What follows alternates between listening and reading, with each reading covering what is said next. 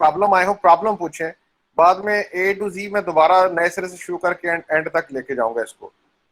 लेकिन जस्ट जब तक बाकी लोग ज्वाइन करते हैं 5 मिनट में हम जस्ट डिस्कस कर लेते हैं, आपके ज़हन में जो क्वेश्चन है वो कर लेते हैं। कोई क्वेश्चन पूछे स्टूडेंट, फरवा से लेके अनीका तक, अब्दुल्ला से लेके आसिफ तक, कोई भी पूछ ले।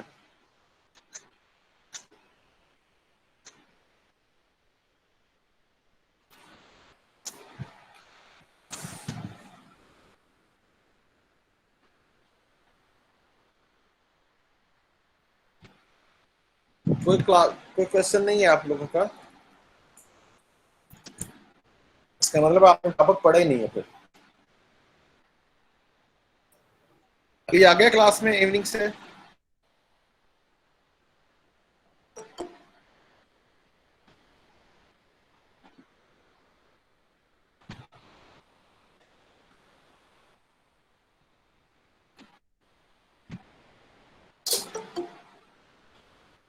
सर अली सोया होगा।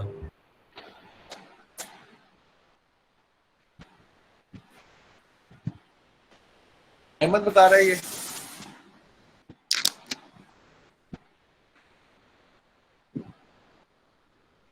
Yes sir. तो यार उसको जगाओ ना जाके। उठाते हैं सर उसको जरा।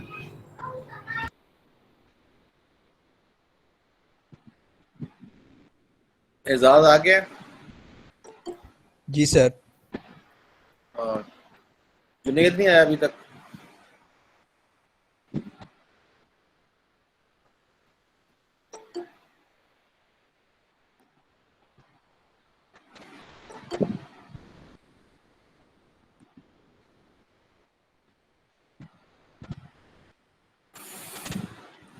अच्छा, मैं कह रहा हूँ कोई क्वेश्चन है तो बेटा करें इसके हवाले से, ताकि जब तक लोग आते हैं सारे क्लास शुरू करते हैं।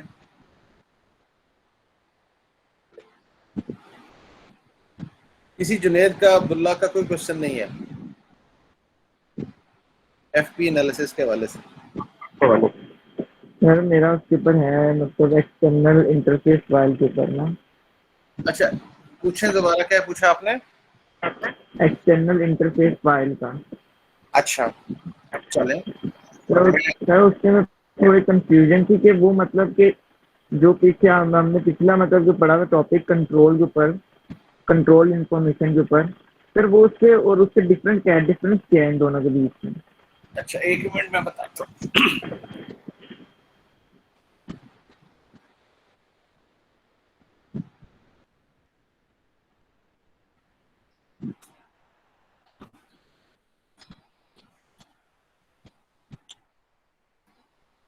देखिए बेटा, कंट्रोल इंफॉर्मेशन तो कोई आईएलएफ है ना, ठीक है? जी सर।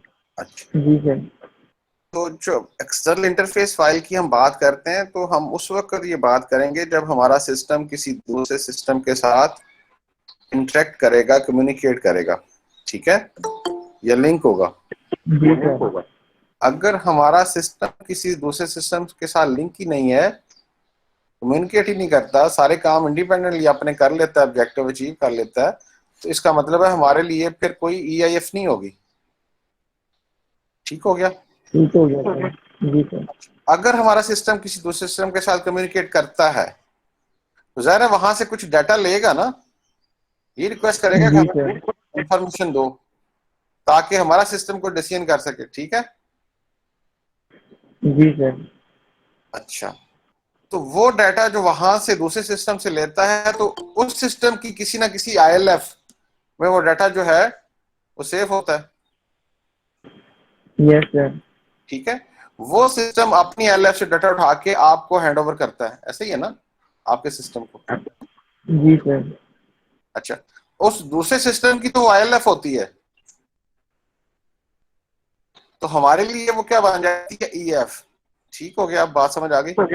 जी सर, यस बन जाती है। फॉर एग्जाम्पल एटीएम है, एटीएम एक सिस्टम है, आप उसका कार्ड डालते हैं किसी बैंक का, वी बैंक का डाल दें, एबीएल का डाल दें, एमसीबी का डाल दें, तो आप कहते हैं मुझे 10,000 रुपये चाहिए। लेकिन सबसे पहले क्या करता है एटीएम? आपके बैंक से राब्ता करता है, जी इसके पास कार्ड आ गया, इतने पैसे मांग रहा है, इतने पैसे इसके अकाउंट में हैं, तो बैंक इसको वेरीफाई करता है। एटीएम का जब आप सिस्टम डिजाइन करेंगे तो जो उसके लिए बैंक का जो आईएलएफ होगा ना, वो एटीएम वाले सिस्टम के लिए क्या बन जाएगा? EF EIF। EIF okay. ठीक है। अच्छा, अब अगर इस तरह का सिनेरियो हो तो फिर आपको पता होना चाहिए कि जो सिस्टम के साथ आप इंटरेक्ट कर रहे हैं वो वाला जो लॉजिकल ग्रुप है ऑफ डाटा जो है, क्या वो कितने नंबर ऑफ डीटीज को कंटेन करता है। ठीक है। जी सर। और दूसरा, क्या वो एक ही आरटी में मैनेज किया गया है वहां पे, यानी एक ही टेबल में है या उसके 2 टेबल है, वहां से डाटा उठाना पड़ेगा आपको। तो आपकी कोडिंग कॉम्प्लेक्स हो जाती है उस तरह से, उस वजह से ये फैक्टर रखा गया है। ठीक है। जी सर ठीक है। शाबाश। हाँ जी, सीआर तो नहीं आया, मुजीब और अली भी नहीं आया इवनिंग का।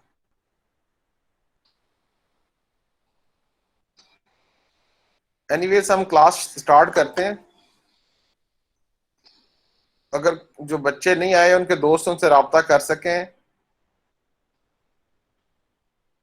ताकि बेटा हम क्लास स्टार्ट कर लें। ये क्लास थोड़ी लंबी हो जाएगी लेकिन ये सारा एक टॉपिक कवर हो जाएगा एक ही क्लास में आपका। मॉर्निंग के सीआर दोनों हैं क्लास में? Yes sir. फारिस। और दूसरा सीआर कौन है? एजाज। दूसरा मैं आफ्टरनून का। जीजा आ गया? जीजा जी सर आ गए। ठीक हो गया। इवनिंग का एजाज आ गया है और इवनिंग का दूसरा एब्सेंट है। जीआर आ गई है सारी। जीआर हमेशा रिस्पॉन्सिबल होती हैं। सर जी बेटा। स्टूडेंट्स को एंटर कर लें। बेटा जो ही कॉल आती है मैं कर लूंगा एंटर। ठीक हो गया। Okay sir. सर उनकी मीटिंग फुल का उनको मैसेज आ रहा है, 100 पार्टिसिपेंट हो गए, इससे ज्यादा नहीं हो सकते। अच्छा, नहीं हो जाएंगे, ज्यादा क्यों नहीं होंगे।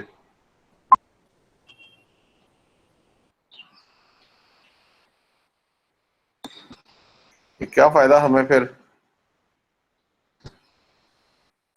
सर 100 पार्टिसिपेंट सिर्फ आ सकते हैं, तो वो तो आगे हुए हैं। वो तो आगे हुए हैं, ये बात आपकी ठीक है, लेकिन मेरे दिल में ये था कि हम चूंकि पीयूजीसी की डोमेन से आ रहे हैं तो हमें तो लिमिट नहीं होनी चाहिए 100 की। सर अब गूगल को क्या पता है कि आप पीजीसी की डोमेन से आ रहे हैं। नहीं बेटा नहीं, ये बात ये है कि जो ऑफिशियल होती है ना, एजुकेशनल इंस्टीट्यूशंस होते हैं, उनको स्पेशल प्रिविलेजेस होते हैं। ठीक है। इसके लिए हमें उनको बताना पड़ेगा ना पहले सर। नहीं वो ज़ाहिर है वो डोमेन ही है ना, एडीयू की डोमेन है ना। सर ये हमारे पास स्टूडेंट आईडी होती तो फिर अलग बात, हमें अभी तक मिली नहीं, 3 सेमेस्टर ऑनलाइन पढ़ लिए हमने। हाँ ये फैक्टर हो सकता है। चलें एनीवेज इसका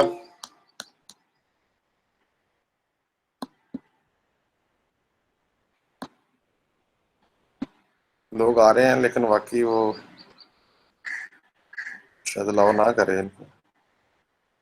सर नहीं थे कर रहे, मैं अभी आ रहा था, नहीं थे लोग कर रहे। अच्छा जी। सर वैसे हमें तो स्टूडेंट आईडी क्यों नहीं मिली है अभी तक? स्टूडेंट आईडी आपने अप्लाई किया? उसके लिए अप्लाई करते हैं सर? जाओ अप्लाई करना है, कोई चीज अप्लाई करने के बाद मिलती है।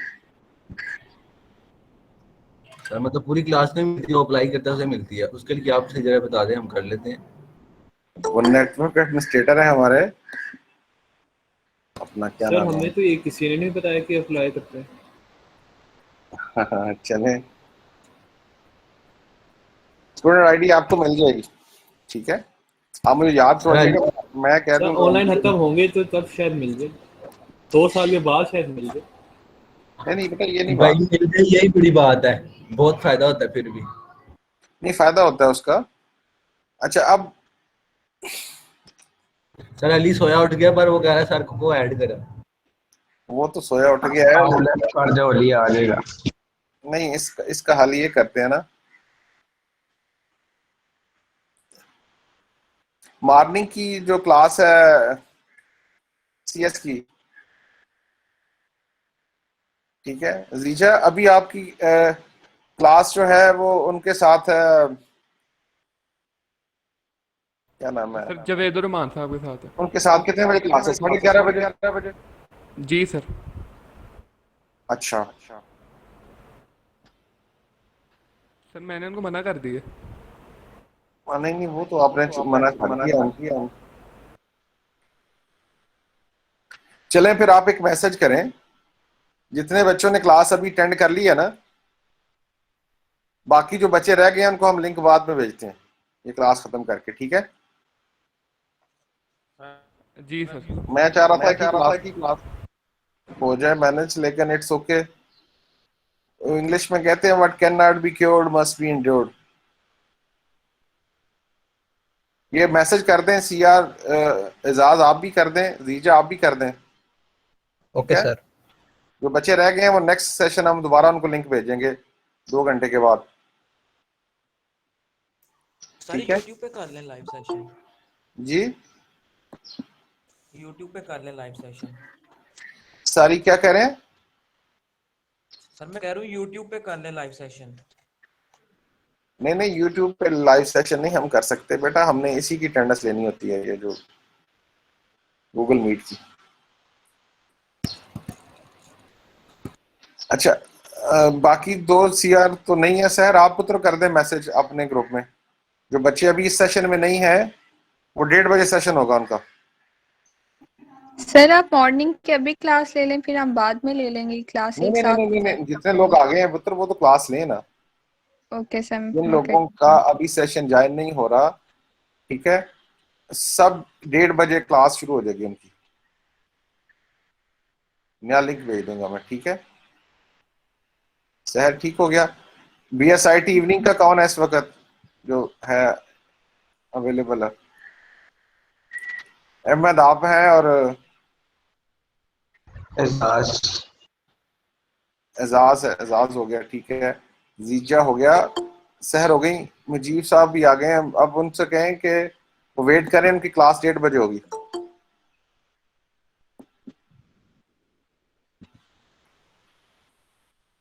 मोहम्मद अली आपने ज्वाइन कर लिया? Yes sir. बेटा अब अपनी क्लास को कह दें जिन लोगों को अभी ज्वाइन नहीं हो रहा, वो 1:30 बजे क्लास होगी उनकी, ठीक है? Okay sir. अच्छा, हम कंटिन्यू करें फिर। अब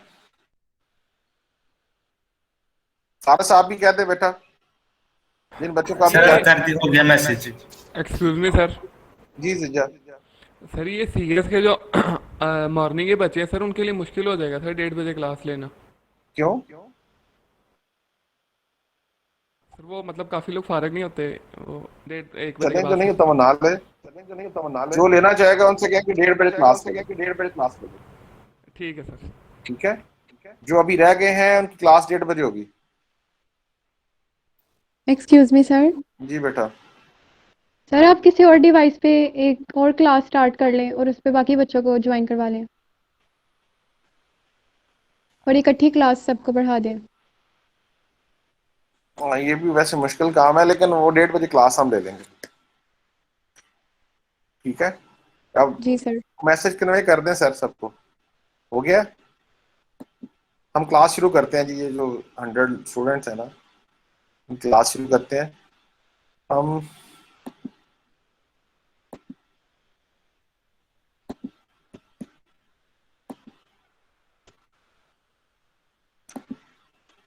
अच्छा, जहां बेटा कोई प्रॉब्लम आए तो आपने पूछना है, मैंने कोशिश करनी है इस टॉपिक को कवर करने की।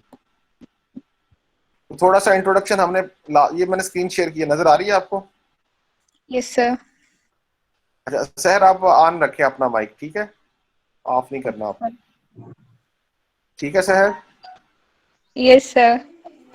अच्छा, लास्ट टाइम हमने ये फंक्शन पॉइंट एनालिसिस शुरू किया था, और मैंने बेटा आपको बताया था कि जब हम मैनेजरियल कोई एक्टिविटी परफॉर्म करते हैं उस वक्त ये काम करेंगे, ठीक है? मैनेजर ये टेक्निक अप्लाई करेगा उस वक्त जब उसने एस्टिमेशन करनी होगी, ठीक हो गया सहर? Yes sir. अच्छा, ताकि वो कास्ट का स्पेशली अंदाजा लगा सके। जब ये टेक्निक अप्लाई की जाएगी तो हमें ये साइज ऑफ द सॉफ्टवेयर बताएगी। इसका आउटपुट क्या निकलेगा? Size of the software in terms of function points. ठीक हो गया? Yes sir. अच्छा, ये कैसे अप्लाई की जाएगी? हमने कहा था इसकी 7 आपको फैक्टर्स की समझ होनी चाहिए। ILF है, EIF है, DT है, RET। ठीक है? Yes sir. अब मैं यहां से बात एक्सप्लेन करना शुरू करूंगा। ILF पे सारे फोकस करें कि इंटरनल लॉजिकल फाइल क्या होती है।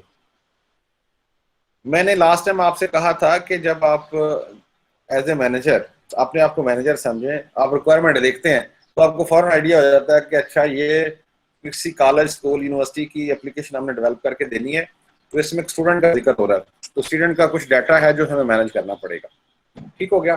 तो जो स्टूडेंट के रिलेटेड सारा डाटा होता है उसको कहते हैं एक logical related group of data. जी हाँ, ठीक हो गया? Yes sir. अच्छा, वो जो logical related group of data है उसको हम कहते हैं वो एक ILF है। स्टूडेंट का एक अलहदा हो गया logical group of data, teacher के लिए एक अलहदा, उसके सारा जो डाटा है वो सारा एक अलहदा ग्रुप बन गया। तो आपने रिक्वायरमेंट देख के जो मैनेजर है उसको फौरन नजर आ जाता है रिक्वायरमेंट देख कितने ग्रुप बनते हैं। ये हर डिफरेंट ग्रुप को वो एक ILF कहेगा। ठीक हो गया बेटा? Yes sir. अच्छा, उसके अंदर एक ग्रुप के अंदर जितने डाटा मेंबर्स होते हैं, फॉर एग्जांपल स्टूडेंट का रोल नंबर है, स्टूडेंट का नाम है, स्टूडेंट का, वो कहलाते हैं DTs। क्या कहलाते हैं वो? DTs। Data element type. अच्छा, जिस ग्रुप के ज्यादा डाटा एलिमेंट्स होंगे डेफिनेटली वो एक बड़ा ग्रुप होगा ना बेटा? Yes sir. अच्छा, तो बड़े ग्रुप को मैनेज करना आपने सॉफ्टवेयर में ज्यादा मुश्किल होता है एज कम्पेयर टू छोटे ग्रुप के। तो यही हमने बेसिकली इसका निचोड़ यही है कि हमने कम्प्लेक्सिटी फाइंड करनी होती है कि कितना कम्प्लेक्स बन जाएगा आपका सॉफ्टवेयर जो आपने डेवलप करना है। ठीक है? Yes sir. अच्छा, अब एक और कॉन्सेप्ट आ जाता है कि वो जो group of logical related data जिसको हम ILF कह रहे हैं और जिसके अंदर जितने डाटा मेंबर्स हैं उनको DT कह रहे हैं, क्या जब हम प्रैक्टिकली इंप्लीमेंट करेंगे डाटाबेस में इसको, तो क्या उस वक्त एक टेबल में मैनेज करेंगे इसको या 2 टेबल में मैनेज करेंगे? अगर 2 टेबल में मैनेज करेंगे उस ग्रुप को तो डेफिनेटली वो थोड़ा सा कम्प्लेक्स हो जाएगा, उसमें डाटा रखवाना भी और डाटा फेच करना भी, रिट्रीव करना जिसे कहते हैं आप, एक्सेस करना भी कहते हैं आप उसको। ठीक है? Yes sir. उसके लिए लफ्ज इस्तेमाल होता है एक्सेस करना, रिट्रीव करना, फेच करना। अच्छा, तो जितने वो टेबल बनेंगे फ्यूचर में आपके उस ग्रुप के, उनको कहा जाएगा RET, रिकॉर्ड एलिमेंट टाइप। अगर एक ही ग्रुप है, एक ही टेबल में समाएगा तो उसे कहा जाएगा उसका RET 1 है। ठीक हो गया बेटा? Yes sir. अगर आप प्रपोज करेंगे नहीं हम इसको 2 टेबल में जाके मैनेज करेंगे तो उसके RET की तादाद हो जाएगी 2, वो कम्प्लेक्सिटी बढ़ जाएगी आपके सॉफ्टवेयर की। अगर आप कहते हैं नहीं 3 में हमने इसको मैनेज करना है, 3 टेबल में मैनेज करना है, तो उसकी RET की तादाद कितनी हो जाएगी? 3 हो जाएगी। ठीक हो गया? Yes sir. अच्छा, ये बात, ये कॉन्सेप्ट खत्म हो गया यहाँ तक। मतलब एक ILF हो गई, उसके रिलेटेड एक कॉन्सेप्ट आ गया DT का और एक RET का। ये क्लियर है GR आपको सहर? यस सर, क्लियर है। किसी और बच्चे को क्लियर ना हो जितनी ये मैंने बात की, बड़ी सिंपल सी मैंने बात की। मैं फ्रेश भी हूँ आज और अच्छे मूड में हूँ, इसलिए मुझे अच्छा लगेगा आज, इसलिए मैं चाह रहा था सारे लोग इकट्ठे हो जाते तो एक अच्छा लेक्चर हो जाता आज। ये क्लियर हो गया? अच्छा, अब आप मुझे बताएं GR, अब आप रिक्वायरमेंट देखती हैं एज ए मैनेजर तो आपको नंबर ऑफ ILF डिटरमिन करना कोई मुश्किल नहीं होगा। 1 2 3 4 5 जितनी भी आपने, ये इतनी ILF होंगी। ठीक हो गया? ये पहला डिसीजन आपका। दूसरा, हर ILF में कितने डाटा मेंबर्स को आपने मैनेज करना है, वो भी DTs आ गए। हर ILF के अगेंस्ट आपने लिख लिया, पहली में फर्ज किया आपने लिख लिया 10 DTs है। ठीक है? Yes sir. आपने कहा कि उसको हमने एक ही टेबल में मैनेज करना है तो उसके RET की तादाद आपने लिख दी 1। ठीक हो गया बेटा? Yes sir. दूसरी आपने ILF पकड़ी, उसमें आपके DT की तादाद होगी 15 और आपने कहा इसको हमने 2 टेबल में मैनेज करना है तो उसके लिए आपने डिसीजन ले लिया RET की तादाद होगी 2। बस इतनी सी बात है और कोई बात नहीं है इसमें। सिर्फ आपने पेपर पे ये 2-3 लाइनें लिखनी है, लिख लिया आपने? Yes sir. अच्छा, अभी यहाँ पे एक कॉन्सेप्ट आता है EIF का, एक्सटर्नल इंटरफेस फाइल। ठीक है, ये उस वक्त चीज सामने आती है जब आपका सिस्टम किसी दूसरे सिस्टम से बेटा कम्युनिकेट करता है। अभी ये अब्दुल्ला पूछ भी रहा था मुझसे, इंटरेक्ट करता है, और मैंने ATM की और बैंक की एग्जांपल दी आपको। ठीक है, यानी कि एक सिस्टम को जो आपने डेवलप करना है, अपना काम पूरा करने के लिए किसी दूसरे सिस्टम से कुछ इंफॉर्मेशन रिक्वायर्ड होती है, तो लिहाजा वो क्या करता है, उसको एक मैसेज भेजता है और उससे वो एक इंफॉर्मेशन रिट्रीव करता है। ठीक है, और फिर अपना काम मुकम्मल करता है। इसे कहते हैं दो सिस्टम आपस में इंटरेक्ट करते हैं। ठीक हो गया बेटा? Yes sir. अगर ऐसा हो तो फिर आपको अपने सिस्टम में, कहते हैं टेक्निकली स्पीकिंग, प्रोग्रामिंग में इंटरफेस बनाना पड़ता है, जिसके जरिए, और उस सिस्टम में भी इंटरफेस होगा ताकि दोनों सिस्टम आपस में कम्युनिकेट कर सकें। याद रखिएगा, सिस्टम आपस में कम्युनिकेट करते हैं थ्रू इंटरफेसेस। इसके थ्रू करते हैं थ्रू इंटरफेसेस। हाँ, तो डेफिनेटली आपको एक्स्ट्रा कोड लिखना पड़ता है, मैनेज करना पड़ता है। ठीक है, और कंप्लेक्सिटी बढ़ जाती है। ठीक है, यस सर। अच्छा, अब ये है कि आपके सिस्टम को कोई इंफॉर्मेशन चाहिए थी दूसरे सिस्टम के साथ, तो डेफिनेटली आपने इंटरफेस डिजाइन किया, कंप्लेक्सिटी बढ़ी, और कुछ जो इंफॉर्मेशन चाहिए थी वो दूसरे सिस्टम ने अपनी किसी न किसी ILF में मेंटेन की हुई है ना, उसका कोई अपना लॉजिकल रिलेटेड डाटा का ग्रुप है। ठीक है ना, और ये भी हो सकता है कि उस ILF में टोटल 10 DTs हो। ठीक है ना बेटा? Yes sir. और वो वाला जो ILF दूसरे सिस्टम का है वो एक ही टेबल में मैनेज किया गया हो, ऐसे ही है ना, उसका RET1 हो। लिहाजा ये जो EIF है बेसिकली ILF होगी किसी दूसरे सिस्टम की, जिससे हमें डाटा चाहिए। अब बात समझ आ गई? Yes sir. शाबाश। EIF क्या होगी? कोई ILF होगी आसान लफ्जों में, लेकिन होगी किसकी? सेकंड सिस्टम की। दूसरे सिस्टम की। शाबाश। तो वही कॉन्सेप्ट जो ILF वाला है वही इसके DT हो गए, वही उसके RET हो गए, लेकिन हमारे लिए क्या बन जाएगी? EIF, क्योंकि हम उसको मेंटेन नहीं कर रहे, हम जस्ट उससे डाटा रिट्रीव कर रहे हैं उस सिस्टम को रिक्वेस्ट करके थ्रू इंटरफेस। ठीक है, हमारा जो जोर लगेगा बेटा वो इंटरफेस डिजाइन करने पे लगेगा, बस इंटरफेस इंप्लीमेंट करने पे लगेगा। एक रिक्वेस्ट जाएगी, हमें डाटा मिल जाएगा। हमने वो जो ILF के वाले से उसको मेंटेन करना था वो नहीं करना पड़ रहा, जस्ट इंटरफेस पे जोर लग रहा है, कंप्लेक्सिटी इस वजह से है। लिहाजा इसको भी एक फैक्टर बनाया गया कंप्लेक्सिटी का। ठीक हो गया बेटा? Yes sir. अगर हो दूसरे सिस्टम से इंटरेक्शन तो हम कह देंगे कि EIF एग्जिस्ट करती है हमारे सिस्टम में, और उसके DT कितने, वो जो दूसरे सिस्टम के DTs हैं उस ILF के। ठीक है, वो जो दूसरे सिस्टम के RETs हैं, इसका मतलब है वो दूसरे सिस्टम का इंफॉर्मेशन भी आपको होनी चाहिए, देन आप ये काम कर सकते हैं। ठीक है, उनसे पूछना पड़ेगा। ओके, बस ये चीजें जो चार थे, कह लें आप डाटा फैक्टर्स थे, ये हमने डिस्कस कर लिए। मेरा नहीं ख्याल कि किसी को कोई प्रॉब्लम हुई हो। यहां तक किसी को कोई प्रॉब्लम है तो पूछ ले, कोई CR कोई GR। बेटा साहब को क्लियर है? ज़ैरिश को क्लियर है ये? जी सर क्लियर है। Yes sir. शाबाश। अमल को भी क्लियर यस है? सर। GR है अनीका? अनीका सर? जी सर। अनीदा है? अनीदा? जी सर क्लियर है। अच्छा ठीक है बेटा। फरवा है? फरवा? जी सर क्लियर है। और फारस को क्लियर है? जी सर।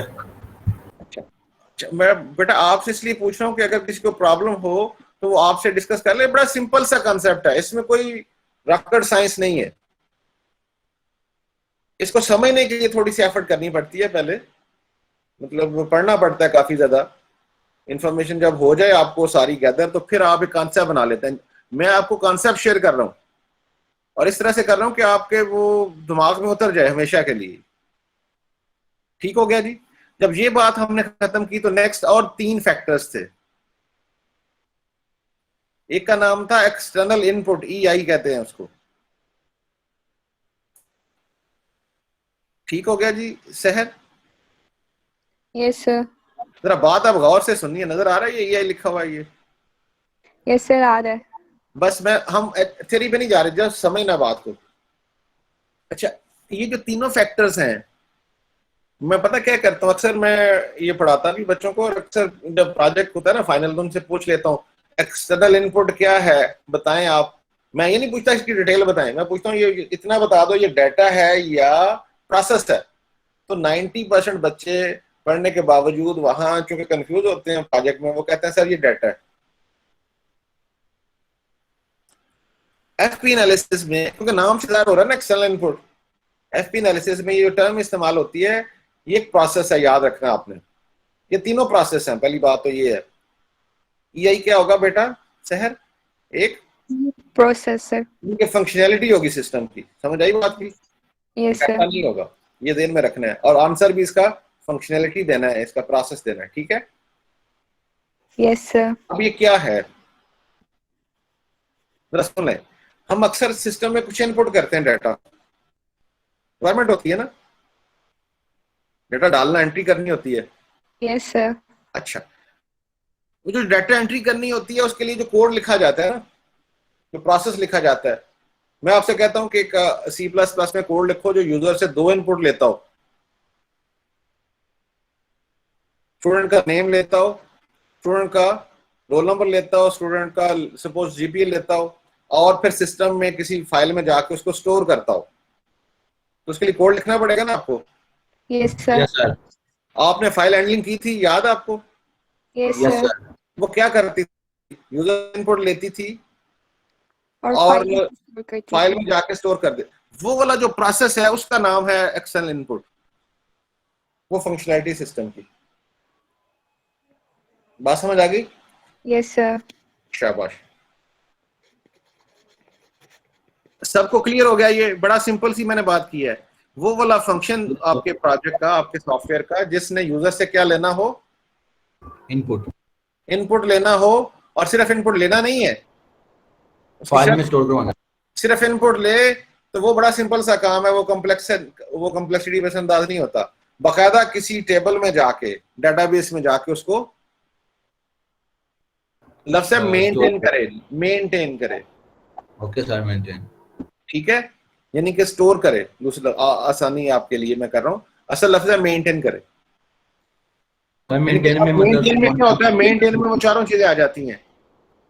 जी जी। तो वो नई एंट्री भी आ जाती है उसमें बेटा, उसको अपडेट करना भी आ जाता है, उसको डिलीट करना भी आ जाता है। यस जो सर। डिलीट करना चाहता है ना बाज का चीज, बाज का अपडेट करना चाहता है, यस तो सर। वो जो प्रोसेस है जो ये सारे काम करता है, इसके कहते हैं मेंटेन करे। मेंटेन लिख लें, मेंटेन करना मस्ट है। मेंटेन में कोई भी एक काम कर रहा हो तो वो वाला प्रोसेस कहलाएगा, उसे कहते हैं यस ये मैटर करता है, ये मुश्किल का, ये कॉम्प्लेक्सिटी।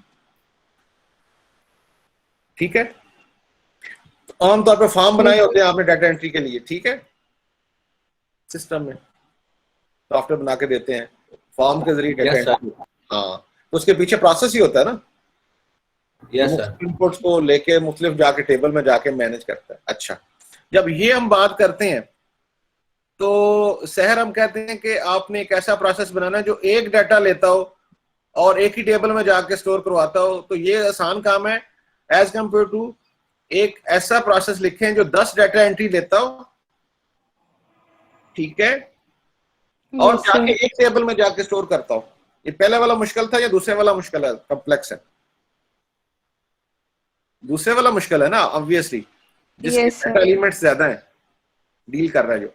अच्छा, और दूसरी एक और चीज, अगर उसने एक टेबल में जाके मैनेज करना है तो आसान है, अगर उसने एक से ज्यादा टेबल में जाके डाटा को स्टोर करना है या मैनेज करना है तो वो मुश्किल है। लिहाजा यहां भी कॉन्सेप्ट आ जाएगा किसका? डीटी का, डीईटी का। और हाँ, ठीक हो गया? Yes sir. अच्छा, अब आरईटी यहां पे बन जाएगा जाके एफटीआर। ये जरा थोड़ा सा टेक्निकल है, क्या बन जाएगा? FTR, file type reference. वो डीटी तो हमने टेबल कह दिए थे ना, यानी कि एक ही टाइप का डाटा था स्टूडेंट का, 2 टेबल में अगर डिवाइड हो जाए तो हम उसको कहते हैं आरईटी 2 हो गए।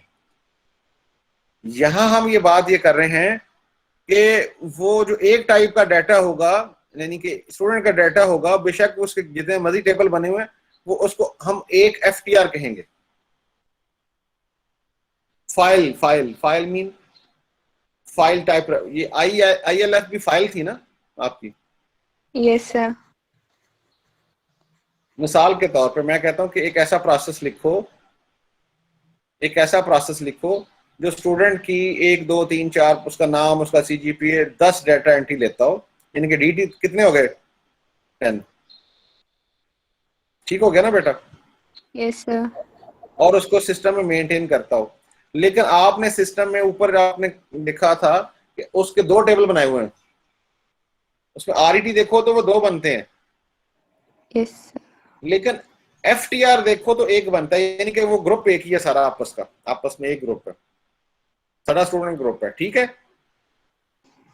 तो यहाँ आपने RET नहीं लेना बल्कि FTR लेना है इस वाले केस में। सर मतलब कि ILF में हम एक फाइल को मेंटेन करते हैं और इसमें हम ज्यादा फाइल्स को मेंटेन करते हैं, उसकी कम्प्लेक्सिटी देखते हैं, ऐसे ही है? हाँ, नहीं, ILF में कम्प्लेक्सिटी के लिए हम टेबल देखेंगे, कितने टेबल में वो डिवाइड होगी। ठीक है जी सर। इसमें हम पूरा ग्रुप देखेंगे, यानी कि ILF देखेंगे। दूसरे लफ्जों में तो एक ILF है तो उसको FTR कहेंगे 1 है।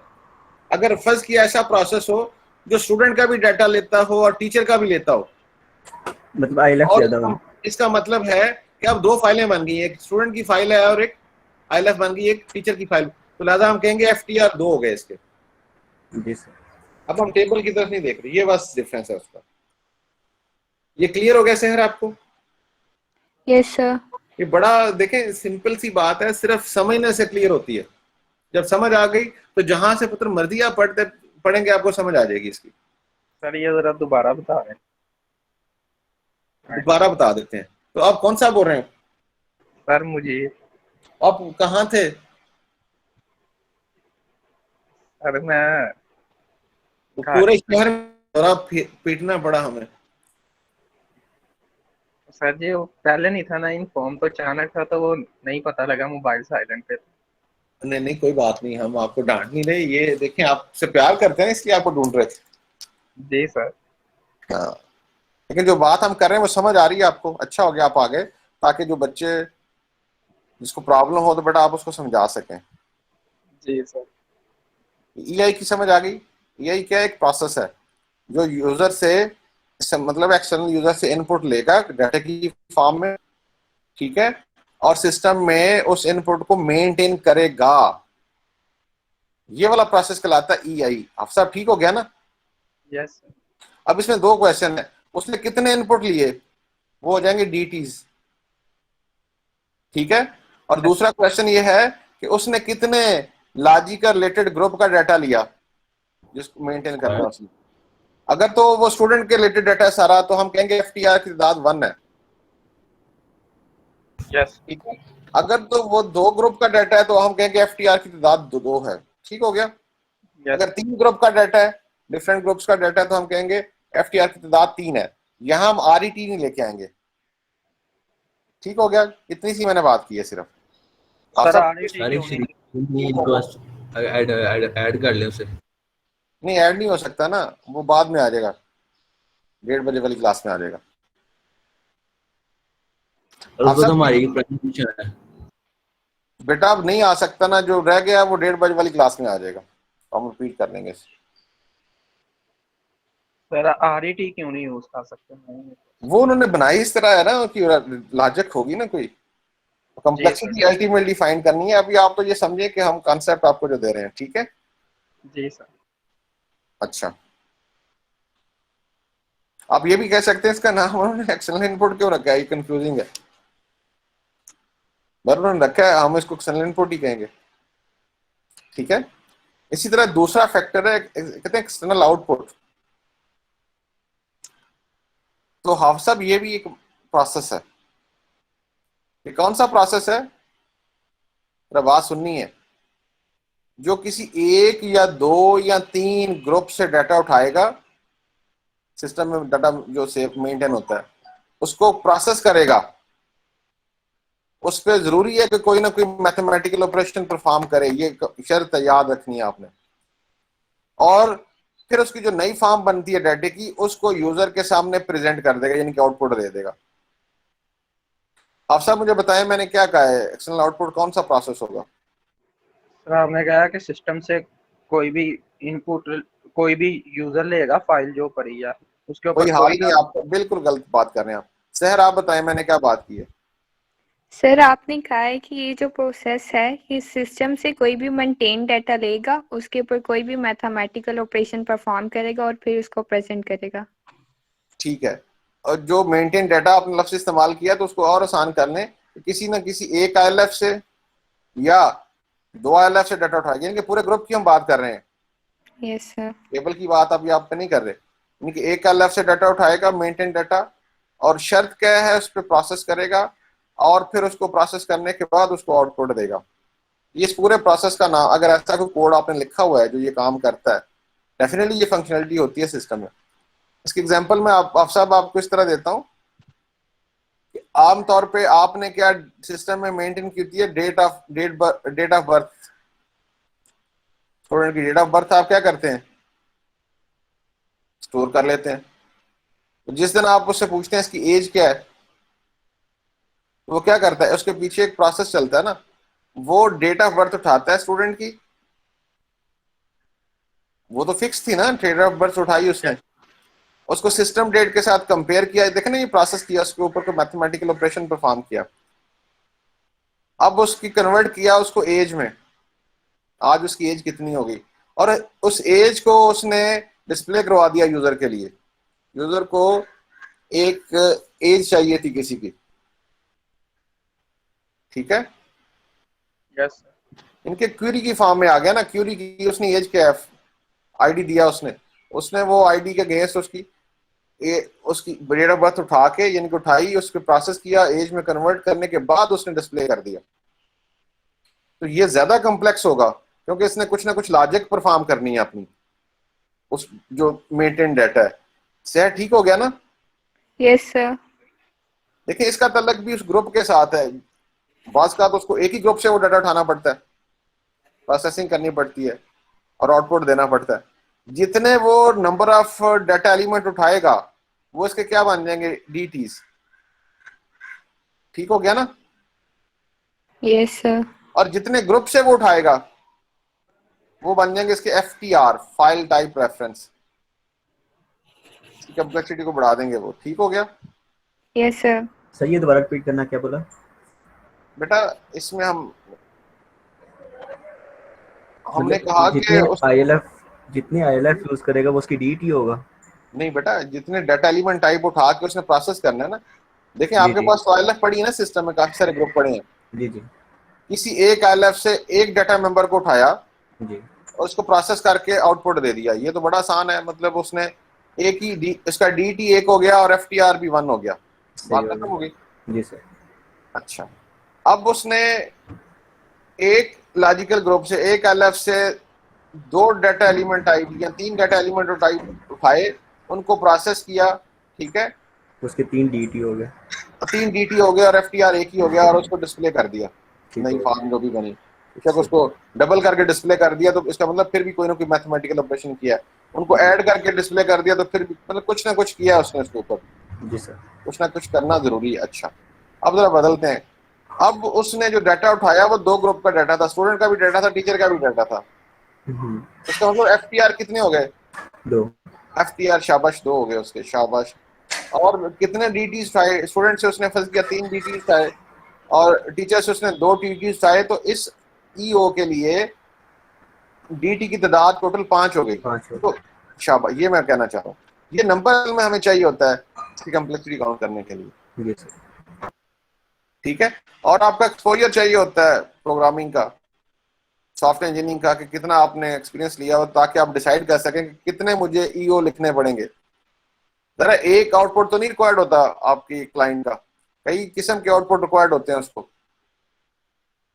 तो वो हर आउटपुट इंडिपेंडेंट एक क्या कहलाएगा, एक EO कहलाएगा। जितने ज्यादा EO बनेंगे आपके सिस्टम में, उतना आपका सिस्टम कॉम्प्लेक्स होता जाएगा। सहर बात समझ आ रही है? Yes sir. इस तरह जितने डाटा एंट्री के लिए EI लिखने पड़ेंगे, आपको कोड लिखने पड़ेंगे, उतना आपका सिस्टम कॉम्प्लेक्स होता जाएगा। अच्छा, EO और EQ में फर्क है, इसको याद रखना है आपने। EQ को कहते हैं एक्सटर्नल इंक्वायरी, इंक्वायरी कोई क्वेरी नहीं कहते, इंक्वायरी। EQ उसका एब्रीविएशन है। ठीक हो गया सहर? Yes sir. ये बिल्कुल EO है, लेकिन एक चीज खत्म हो गई है इसमें। EO के लिए शर्त यह थी कि मेंटेन डाटा किसी ना किसी एक या ज्यादा ILF से उठाए और उसके ऊपर क्या करे, कोई ना कोई मैथमेटिकल ऑपरेशन परफॉर्म करके फिर डाटा डिस्प्ले करे। यही शर्त थी ना इस पे? Yes sir. ठीक हो गया, कोई प्रोसेस करे जरूर उस पे।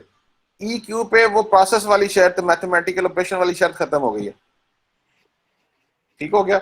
वो कहते हैं ये क्या, ये किस चीज प्रोसेस का नाम है? उसे प्रोसेस जो एक या ज्यादा ILF से डाटा को उठाएगा और without performing any process as it is data को डिस्प्ले करवा देगा। EQ EO की निस्बत लेस कॉम्प्लेक्स होता है। सर बात समझ आ गई?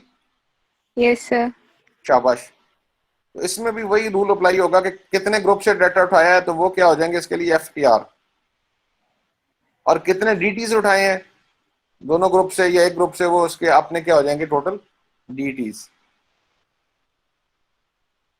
सर इसकी एग्जांपल कौन सी होगी? इसकी बेटा अक्सर ना रिपोर्ट्स हम जनरेट करते हैं। यस सर, लेकिन वहां पे तो प्रोसेसिंग होती है ना कुछ नहीं, ना कोई कुछ। प्रोसेसिंग नहीं होती, रिपोर्ट तो एज इट इज। आप इनकम शो कर दें, आप अपनी सेल्स महीने की शो करना चाहते हैं पूरी, सेल्स तो डेली पड़ी है ना, डे वाइज रिपोर्ट पड़ी है, तो आपने रिपोर्ट का फॉर्मेट बनाया हुआ है ना सिर्फ। यहाँ पे आप जो प्रोसेस कर रहे हैं वो उसका फॉर्मेट डाटा उठाते हैं, खास फॉर्मेट में डिस्प्ले कर देते हैं, लेकिन डाटा नहीं बदलता, डाटा वही शो होता है जो पहले आपका डाटा मेंटेन होता है। ठीक हो गया? Yes sir. पहले वाले केस में, EO वाले केस में डाटा इटसेल्फ बदल जाता है, वो डबल हो जाएगा, ट्रिपल हो जाएगा, या जो भी प्रोसेस आप उस पर लगा दें। अगर आप एज इट इज डाटा उठा के दे रहे हैं तो वो आप किस कैटेगरी में रखना है उसको? EQ में। EQ में। लेकिन अगर उसकी शेप कुछ चेंज हो रही है किसी प्रोसेस की वजह से, तो सर EO में। अच्छा यहाँ एक और बात टेक्निकल सुने, इवन आप उसका ऑर्डर चेंज करते हैं, उसकी फॉर्मेटिंग करते हैं वगैरह, तो वो कहते हैं वो भी कोई मैथमेटिकल ऑपरेशन नहीं है, वो भी EQ होगा, क्योंकि डाटा इटसेल्फ नहीं चेंज होता उसमें ऑर्डर चेंज करने में। ठीक है? स्टार्टिंग ऑर्डर, डिसेंडिंग असेंडिंग में कर दें, आप जो मर्जी कर दें, उसको ऑपरेशन नहीं मानते। ऑपरेशन मानते को मैथमेटिकल ऑपरेशन लॉजिक अप्लाई करें आप, तो फिर वो EO के लिए क्वालिफाई करेगा, अदरवाइज EQ रहेगा। EQ की कम्प्लेक्सिटी कम होगी जब हम आगे जाके चेक करेंगे EO की निस्बत। ठीक है? सर रिपोर्ट्स के लिए अगर हम ग्राफ बनाएं, यानी कि जो डेली सेल्स को रिप्रेजेंट कर रहा हो, तो सर वो भी क्या EQ की कैटेगरी में आएगा? बिल्कुल EQ की कैटेगरी में आएगा। Okay sir. ठीक है? लेकिन सर उसका तो ग्राफ बन रहा है ना? लेकिन बेटा ग्राफ की अलग कम्प्लेक्सिटी होगी ना। Yes sir. ठीक है? जो आप डाटा उठा के आप रिप्रेजेंट कर रहे हैं, ठीक है, उसके लिए ग्राफ बनाने के लिए तो मे भी आपको कोई अलग से कोई सॉफ्टवेयर इस्तेमाल करना पड़े, यूटिलिटी इस्तेमाल करनी पड़े, ऐड करनी पड़े आपके सॉफ्टवेयर में। ठीक है? मेन कम्प्लेक्सिटी का तल्लक तो यह है कि डाटा आप उठा लें अपने सिस्टम से, उसको कोई फॉर्मेट दे दें जिसके ऊपर कोई ग्राफ बनना है। अगर आपने डाटा उठाया हुआ तो उसके ऊपर ग्राफ बनना, तो कोई भी यूटिलिटी आप देंगे तो उस पर इनपुट देंगे, वो ग्राफ बना देगा। वो तो इतना कॉम्प्लेक्स काम नहीं है। और सर अगर हम एवरेज सेल शो करें तो फिर सर वो EO में आएगा ना? EO में आएगा, EO क्योंकि आपने फार्मूला अप्लाई कर दिया उस पर। ठीक है? शाबाश। ठीक है, वो उसकी कम्प्लेक्सिटी बढ़ जाएगी। बेशक छोटा सा कोई मैथमेटिकल ऑपरेशन बढ़ाएं, बेशक बहुत बड़ा बनाएं आप। तो ये थे 7 फैक्टर। अगर तो बेटा आपको क्लियर है तो हम आगे मूव करते हैं।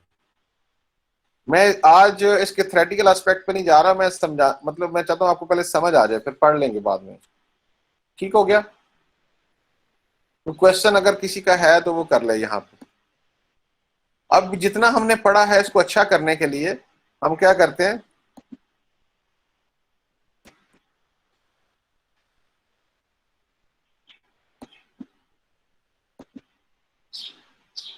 जितना बेटा हमने पढ़ा, ये स्क्रीन नजर आ रही है आपको ना? Yes sir. थ्योरेटिकल एस्पेक्ट पढ़ लेते हैं। ये सिर्फ सर लास्ट लाइन पढ़िएगा, क्या लिखा है। Function point analysis is the method to measure the size of the software in terms of functionality for the external user ये point तो of view. क्लियर ना, आपको साइज ऑफ सॉफ्टवेयर बताएगा। Yes sir, clear है। ठीक है, और ये फंक्शनैलिटी या फंक्शन पॉइंट्स को एनालाइज करते हुए बेसिकली हम क्या करेंगे, एस्टिमेशन के हवाले से कंक्लूजन ड्रा करेंगे। फिर हमने कंट्रोल इन्फॉर्मेशन पढ़ी थी, याद होगा आपको। Yes sir। कंट्रोल इन्फॉर्मेशन हमने कहा था ये डाटा होगा जो बेसिकली किसी इवेंट को ट्रिगर करेगा सिस्टम में, जिसकी बेस पे कोई इवेंट हो सकता है। Yes अगर sir। कोई लाजमी नहीं हो, ये आपने चेक करना है। अगर कोई ऐसा डाटा है तो ये काम करता है तो उसको हम कहेंगे वो एक ILF है। इस पर हम बात कर चुके हैं। किसी को कोई कंफ्यूजन हो तो पूछ ले। ठीक है, एलिमेंट्री प्रोसेस में छोटे से छोटा प्रोसेस है, उसको एलिमेंट्री प्रोसेस कहेंगे। फिर ILF की डेफिनेशन आ गई थी, हमने यहाँ से पढ़े आप इसको, group of logically related data. ये जो हमने कहा स्टूडेंट का डाटा या टीचर का डाटा एक दूसरी ILF बन जाएगी, इस तरह और ग्रुप जो बनेगा वो तीसरी ILF बन जाएगी। ठीक हो गया। या किसी कंट्रोल इंफॉर्मेशन को भी ILF कहते हैं अगर हो तो। कंट्रोल इंफॉर्मेशन पीछे हमने बात की है, जिस तरह हमने अलार्म की कल बात की थी, अलार्म्स होते हैं। या हमने ये बात की थी, याद होगा आपको, कि इन्वेंटरी स्टोर पे वो जो अलर्ट जनरेट हो जाता है जी स्टॉक कम हो रहा है आपका, वो इंफॉर्मेशन जो आप स्टोर करते हैं वो कहलाती है कंट्रोल इंफॉर्मेशन। ठीक है ना? तो Yes sir। उसके लिए एक्स्ट्रा कुछ काम करना पड़ता है आपको, लिहाजा वो एक ILF के बराबर होती है अलर्ट जनरेट करना हो आपने तो। और इसकी शर्त है that should be maintained with in the boundary of the software. ठीक हो गया, ये हमने बात की थी। फिर हमने EIF की बात की थी, जो आज पूछ रहा था अब्दुल्ला। आप पढ़ें, ये क्या लिखा है, group of logical related data या कोई control information reference by the application but maintained within the boundary of another application। ठीक हो गया, अब क्लियर हो गया ना? ये हमारी एप्लीकेशन क्या कर रही है? क्लियर हो गया। हमारी एप्लीकेशन बेटा क्या कर रही है? रेफरेंस इंटरेक्ट कर रही है दूसरी इंफॉर्मेशन के साथ, रेफरेंस या फिर इंटरफेस। बिल्कुल ठीक है। ये थोड़ा सा और लिखा है इसने, ये भी पढ़े, सहर आप पढ़े, उसकी आवाज नहीं सही आ रही अब्दुल्ला की। The primary intent of an EIF is to hold the data reference through one or more elementary process within the boundary of application code। ये प्राइमरी इंटेंट क्या होता है? is to hold the data referenced, मतलब उसने वो data hold किया हुआ है, यानी कि वो दूसरे सिस्टम की ILF है कोई। उसने मैंने आगे लिखा है this means that an EIF, जिसको हम काउंट करते हैं अपने सिस्टम के लिए for our application, must be an ILF in the another system। Sir ठीक होगी बात ये? Yes sir। This data is not processed by your processes but only can हमने सिर्फ वो फेच करना है डाटा।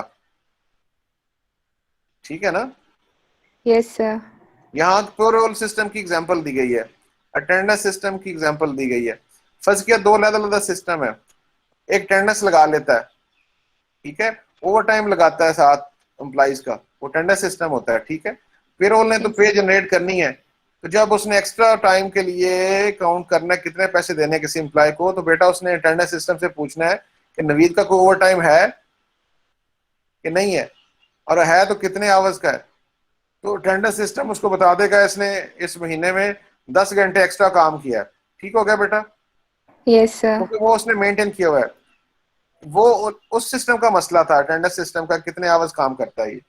इसने सिर्फ इन्फॉर्मेशन दे दी उसको, पेरोल को। पेरोल ने क्या किया, 10 को जो भी रेट है, फर्ज किया 1000 है, तो 10 को 1000 से मल्टीप्लाई किया, तो उसने कहा इसकी पे में 10,000 जो है वो ऐड कर दें। ठीक हो गया ना? यानी कि अपना काम पूरा करने के लिए पेरोल सिस्टम को डिपेंड करना पड़ा अटेंडेंस सिस्टम के ऊपर, या इंटरेक्ट करना पड़ा। तो दोनों सिस्टम में इंटरफेसेस बनाए जाएंगे जिसके जरिए आपस में ये कम्युनिकेट कर सकें। ये पेरोल उसे देगा, आईडी देगा, इस आईडी का ओवर टाइम बता दो, अटेंडेंस सिस्टम उस आईडी के अगेंस्ट उसको एक फिगर बता देगा 10। Okay, yes sir. यानी कि पेरोल का उस आईएलएफ के साथ कोई लेना देना नहीं है, ना उसको वो चेंज कर सकता है। जो अपने ऊपर पड़ा रीड ऑनली होता है ये, तो इसके वाले से समझे को रीड ऑनली है, इसको सिर्फ वो इन्फॉर्मेशन मिल रही है, बाकी इसने अपनी प्रोसेसिंग करनी है उसके ऊपर। फिर पेरोल ने ये दूसरे के आईएलएफ को चेंज नहीं कर सकता, ये भी याद रखिएगा, क्योंकि रीड ऑनली में अपडेशन नहीं होती। जब डेटाबेस पढ़ेंगे आप तो उस वक्त ये आपको बात ज्यादा क्लियर हो जाएगी। अब ये पढ़ें क्या लिखा है, in order to find The complexity of any major type. इनके आईएलएफ की ईआईएफ की हमें क्या चाहिए, डीटीज का पता होना चाहिए जो हम कर चुके हैं ऊपर, ठीक है, और आरटीज का पता होना चाहिए। बता दिया ना आपको मैंने पहले। Yes sir. हाँ, फिर पढ़ लेंगे। डीटी क्या होगा, यूजर यूनिक यूजर रिकग्नाइजेबल, जिसको यूजर रिकग्नाइज करता है, नॉन रिपीटेड फील्ड होगा। वही मैंने कहा कि जितने data element type data members होंगे किसी एक ग्रुप के आईएलएफ के, वो क्या बन जाएंगे, डीटीज बन जाएंगे, स्टूडेंट के सारे। ठीक हो गया? Yes sir.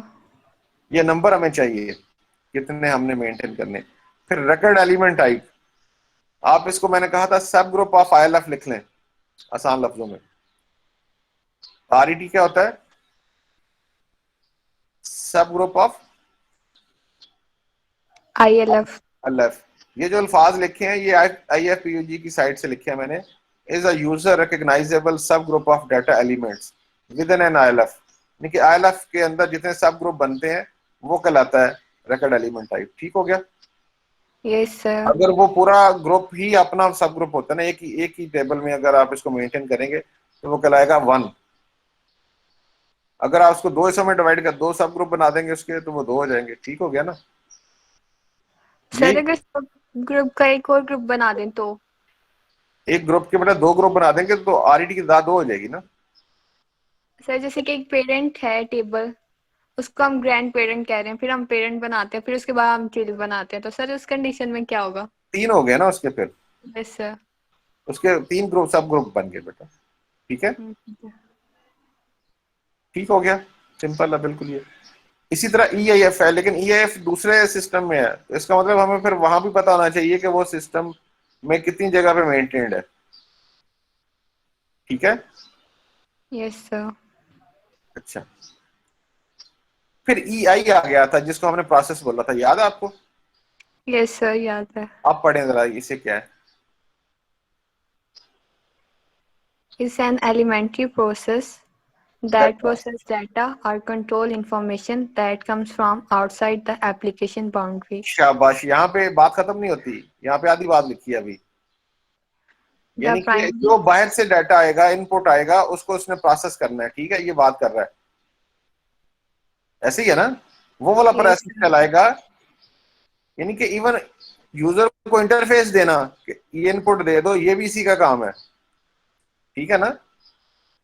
और प्राइमरी इंटेंट, इंपॉर्टेंट बात क्या है इसमें, The primary is to maintain 1 or more ILF। ठीक है? yes sir. या to alter the behaviour of the system. इसका मतलब है जब अपडेशन वगैरह होनी सारी, तो उसने बिहेवियर चेंज कर देना सिस्टम का। तो मेंटेन को मैंने ये थोड़ा सा लिखा है, मेंटेन में बड़ा ये 4 ऑपरेशन आते हैं, create, read, update and delete. Current operation होते हैं, याद रखिएगा। ठीक है? जब आप डेटाबेस पढ़ेंगे तो लफ्ज मेंटेन आएगा तो उससे मुराद ये 4 ऑपरेशंस हैं। ये मेरी बात समझ आ रही है आपको? सहर? यस सर, आगे ये समझ। हाँ, फिर देख लें ईआई में देखना है आपने कि कितने डाटा एलिमेंट टाइप लेने हैं, वो हो जाएंगे इसके नंबर ऑफ डीटीज। ठीक है? फिर कितने आईएलएफ में जाके इसने डाटे को मेंटेन करना है, वो हो जाएंगी इसकी एफटीआर कॉन्सेप्ट आ जाएगा यहाँ पे। ठीक है? ठीक हो गया बेटा? अच्छा, आगे आए। ईओ क्या है, ये पढ़े। Is an elementary process that send data or control information outside the application boundary. यहाँ पर रुके। वो वाला प्रोसेस है जिसने डाटा को या कंट्रोल इंफॉर्मेशन को आउटसाइड दी बाउंड्री सेंड करना है, ठीक है। Yes, आगे sir. बढ़े। Data is presented to the user after processing. यानी कि At प्रोसेसिंग के least, बाद करेगा ये yes, sir. At least At one, least mathematical formatting. हाँ एटलीस्ट वन कैलकुलेशन प्रोसेस होगा, नॉट ओनली फॉर्मेटिंग। फॉर्मेटिंग नहीं होगी, सिर्फ फॉर्मेटिंग होगी तो वो ई क्यू रह जाएगा, उसको वो मैथमेटिकल ऑपरेशन नहीं कहते, ठीक है। Here primary intent is not to maintain data but may or may not maintain data, file may be changed। अच्छा, इस ये जो बात की है ना इसने, ये जरा सुने, इंपॉर्टेंट बात है जी यार। वो कह रहा है ईओ ने किया क्या कि किसी एक या एक से ज्यादा एलएफ से डाटा को उठाया, ये मैंने बताया ना आपको, Yes, sir. बताया. तो प्रोसेस किया और यूजर को डिस्प्ले कर दिया, आउटपुट दे दिया, ये बात है। Yes, sir. अच्छा, अब वो कहता है जो उसने प्रोसेस किया और चेंज की कोई चीज, वो दोबारा आईएलएफ में जाके अपडेट करे या ना करे ये जरूरी नहीं है उसकी प्रोसेसिंग में, ठीक है। वो कर भी Yes, sir. सकता है उसको चेंज आईएलएफ को, और नहीं भी कर सकता, इससे मुराद ये है मे और may not maintain the data, ठीक हो गया। Yes, sir. क्योंकि ये प्राइमरी ऑब्जेक्टिव नहीं है उसका मेंटेन करना, ठीक है। अगर Yes, करेगा तो sir. फाइल में चेंज आ जाएगी, ठीक हो गया बेटा। मुजीब Yes, साहब sir. आपको भी क्लियर है? Yes sir. शाबाश, आप सारे बच्चे माशाल्लाह इतने काबिल हैं। ये सर्टिफिकेशन है इसकी बकायदा, तो आप सबने सर्टिफिकेशन कर रहे हैं आप। अब मैं थोड़ा सा रिलैक्स होके, अब मुझे आइडिया हो गया कि आपको समझ आ गई है। अब पढ़े जरा EQ क्या है। Elementary process that send data or control information outside the application boundary with no processing, no mathematical operation or calculation. यहाँ पे रुकिए बेटा, ठीक है। यानी कि वो भी प्रोसेस है जिसका काम क्या है कि डाटे को आउटसाइड दी बाउंड्री सेंड करना, लेकिन कौन से डाटे को, किसी ना किसी एक या दो आईएलएफ से वो डाटे को उठाएगा या ज्यादा आईएलएफ से डाटे को उठा के बगैर प्रोसेस किए उसने आउटपुट देना है, ठीक हो गया। Yes, sir.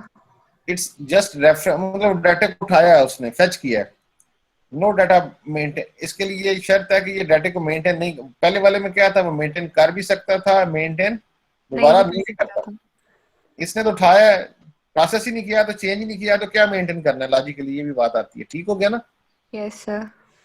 Only reading data from EIF या ILF, but formatting can be done, मतलब फॉर्मेटिंग, स्टार्टिंग वगैरह लिख लें, यहाँ स्टार्टिंग का लफ्ज भी लिख लें अपने पास से, ठीक है। वो करेगा तो वो भी EQ ही होगा, ठीक है।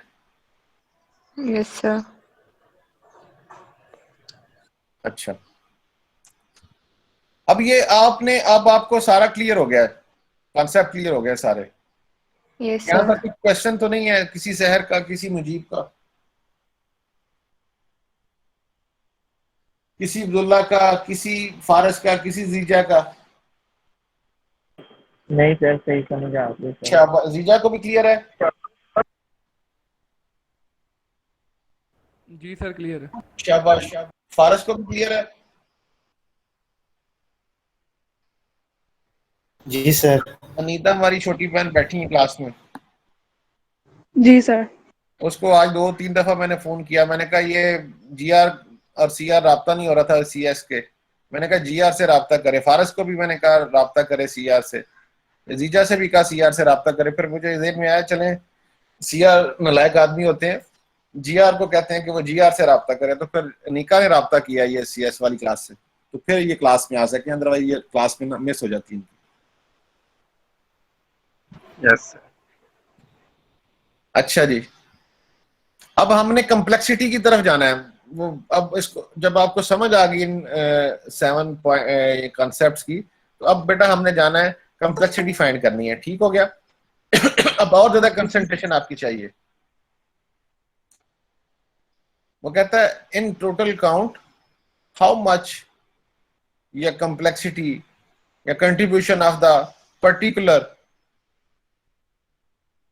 ILF मतलब कितनी कम्प्लेक्स होगी, इसके लिए हमें क्या क्या चीजें, वो आप पढ़ चुके हैं ऊपर, अब वो प्रोसीजर कैसे आपने करना है, if more contribution will have, यानी कि अब वो देखें, वो कह रहा है कि जब हम टोटल काउंट करेंगे, अपना साइज फाइंड करना है, हमने उसकी तरफ जाना है, ठीक है। तो हमने देखना है कि ये जो हमारे मुख्तलिफ फैक्टर्स हैं जो हमने पढ़े हैं ऊपर, ये कितने कम्प्लेक्स हैं, या कम्प्लेक्सिटी में इनका कितना कंट्रीब्यूशन है। जिसका बेटा कंट्रीब्यूशन कम्प्लेक्सिटी में ज्यादा होगा, ठीक है, तो वो साइज भी ज्यादा अफेक्ट करेगा ना, साइज बड़ा होता जाएगा आपके सॉफ्टवेयर का। Same will be the case with, यानी कि ये जो आपने 2 पढ़े हैं ऊपर और ये 3 जो नीचे पढ़े हैं, बेसिकली मेजर ये 5 ही बनते हैं। इनकी कम्प्लेक्सिटी डिटरमिन करने के लिए डीटीज, आरईटीज और एफटीआर का सहारा लेना पड़ेगा हमें। ठीक हो गया जी। CR, sir. we have well defined rules to define complexity, यानी कि वो किस पे डिपेंड करेगी कम्प्लेक्सिटी, इनकी डीटी पे, आरईटी पे और एफटीआर का मैंने कॉन्सेप्ट दिया आपको। मैंने एफटीआर का सिंपल कह दिया, सब ग्रुप ऑफ आईएलएफ, बस सिंपल सी बात है। ठीक हो गया ना। Yes, sir. और आरईटी का कह दिया कि एक जो आईएलएफ है वो कितने टेबल में मेंटेन होगी या इंप्लीमेंट होगी, तो वो नंबर ऑफ आरईटीज बन जाएंगे। और DT itself data element type है। जब हमने कम्प्लेक्सिटी पे तो फाइंड करनी है अपना सहर साहबा, तो वो 3 कैटेगरीज में फाइंड की जाएगी, या आप उसे कहेंगे लो है, या एवरेज है, या हाई है। ठीक है। फर्ज किया, मैं मिसाल देके करता हूं तो आपको आसान हो जाएगा। फर्ज किया कि आपने एक ग्रुप बनाया है आईएलएफ का, आपने कहा कि स्टूडेंट जो है एक लॉजिकली रिलेटेड ग्रुप है जिसमें 15 डीटीज हैं जो हमें मैनेज करने पड़ेंगे ये प्रोजेक्ट देने के लिए। ठीक हो गया जी यार सहर। Yes, sir. इसका मतलब है कि एक आईएलएफ के डीटी की तादाद कितनी हो गई, 15। 15. और फर्ज करते हैं, आप कहते हैं कि इसको हम 2 टेबल में, पेरेंट टेबल हो जाएगा, चाइल्ड टेबल हो जाएगा, मैनेज करेंगे। ठीक हो गया। Yes, sir. अच्छा, तो ये 2 टेबल में मेंटेन होगा, तो उसमें आरईटी की तादाद कितनी हो गई, 2. बस बात खत्म होगी। ये इन 2 इंफॉर्मेशन पे 15 पे और 2 पे आपने लो बनाना है, इसको एवरेज या हाई। अब ये कैसे तयन करेंगे, ये उसने टेबल दे दिया है, एक नेट पे मिल जाएगा, कम्प्लेक्सिटी मैट्रिक्स दे दिया फॉर आईएलएफ, ये फिक्स है। ठीक हो गया जी यार। Yes, sir. आप Yes, sir. कितना नंबर ऑफ डीटीज कितने थे, उसने आरईटीज कितने थे, सारी आरईटी 1 2 से लेके 5 तक ग्रेटर देन 5, हमारे वाले कैटेगरी में ये वाला आता है। ठीक हो गया। Yes, sir. एक मिनट होल्ड कीजिएगा जी। जी वालेकुम सलाम, बिल्कुल ठीक ठाक। बस मैं जरा बिजी सी, तो आज मैं आवांगा इंशाल्लाह शाम को ना। हाँ, मैं क्लास खत्म होगी 6 बजे नाल, तो मैं आवांगा फिर। हाँ क्लास चल रही है। हाँ जी,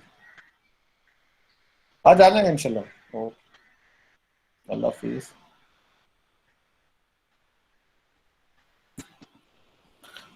बेटा ठीक, अब आप मुझे बताएं जिया साहबा कि डी की तादाद कितनी थी, हमने फर्ज की थी 15। Yes, sir. 1 से लेके 19 तक हो तो इस कॉलम में आना है आपने, 20 से लेके 50 तक हो तो इस कॉलम में आना है, ग्रेटर देन इक्वल टू 51 हो तो इस कॉलम में आना है।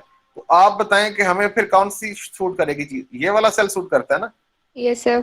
First. तो मतलब है हमारे स्टूडेंट वाले जो आईएलएफ है उसकी कम्प्लेक्सिटी क्या फाइंड कर ली हमने, Low. लो। बात खत्म हो गई, हमने कहा कि लो कम्प्लेक्सिटी।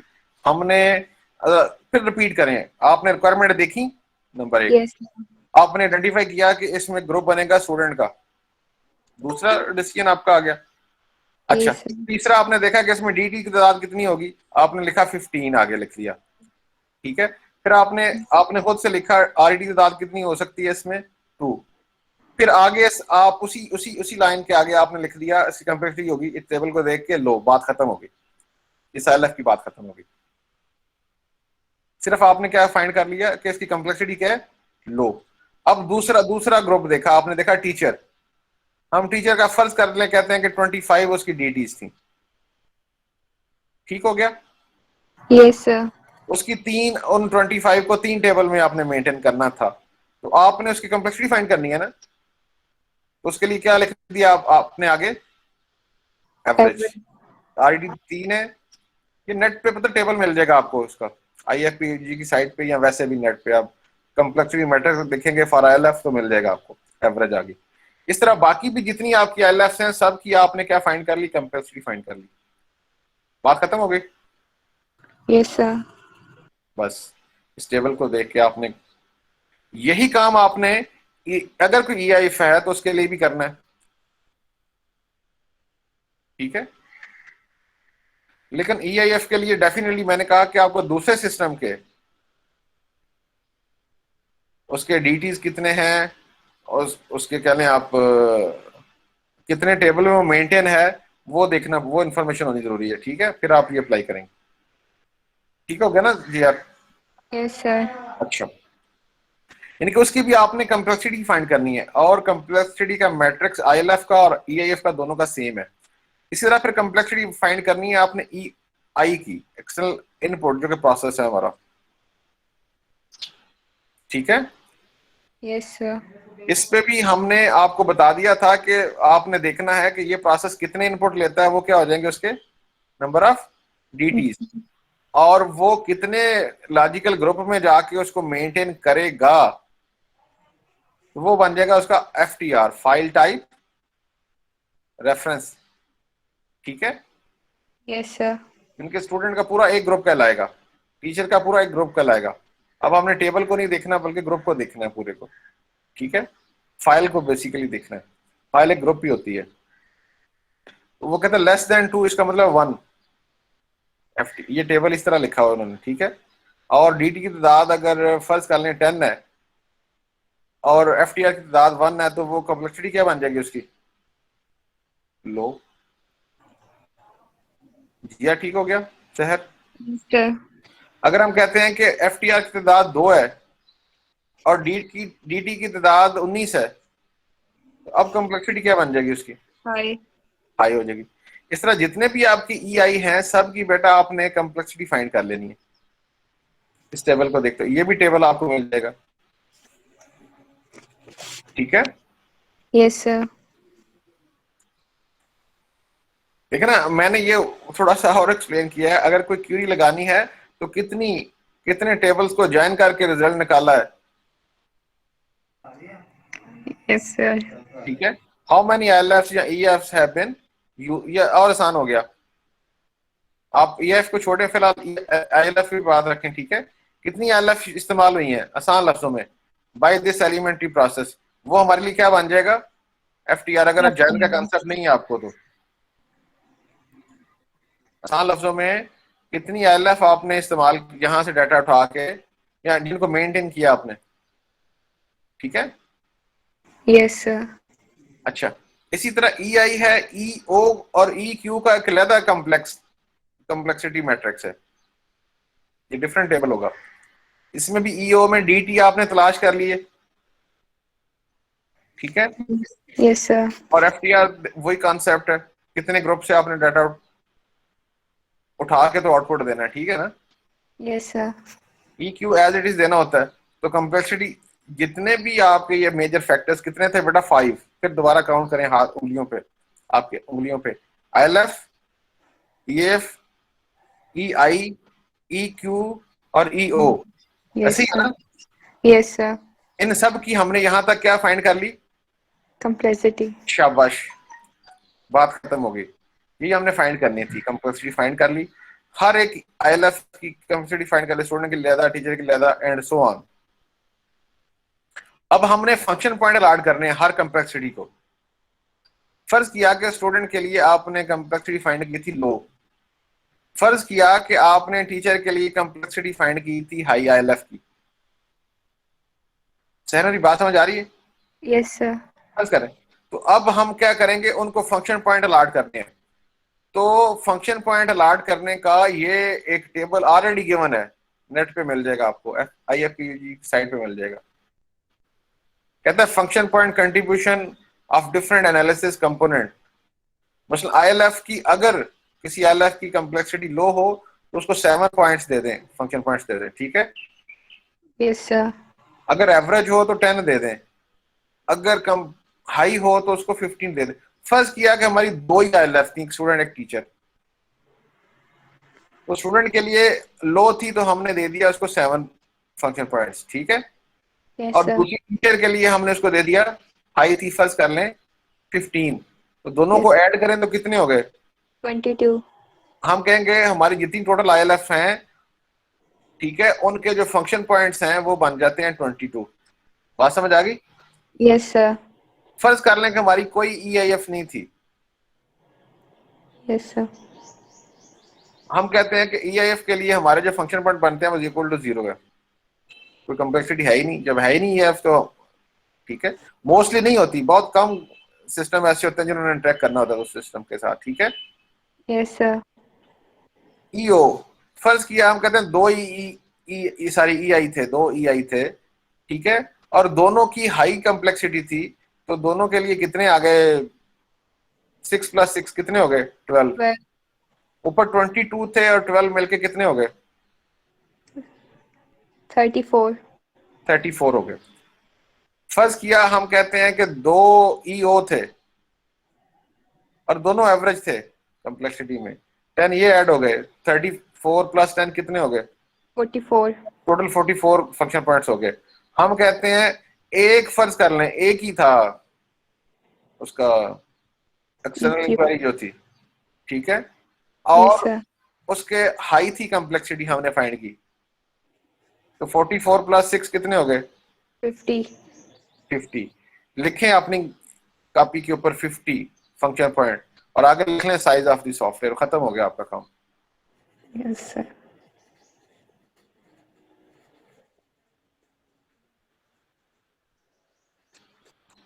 अगर आपसे पूछे कि साइज ऑफ द सॉफ्टवेयर क्या है तो आप कहेंगे 50 फंक्शन पॉइंट्स। आप मुझे बताएं सहर, इसमें कोई जितना आपने किया आपको क्लियर है ना, समझ है? यस सर, क्लियर है टोटली। अब तो सर्टिफिकेशन के लिए पैसे नहीं देंगे आप उसमें जाके IFPB जी? सर नहीं देंगे। लेकिन हाफिज साहब देंगे, क्यों हाफिज साहब? हाफिज मजीब साहब हैं क्लास में? जी सर। आपको क्लियर है कि नहीं है?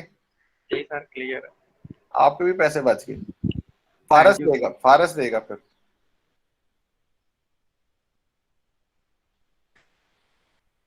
फारस जी सर। आपको क्लियर है यहाँ तक?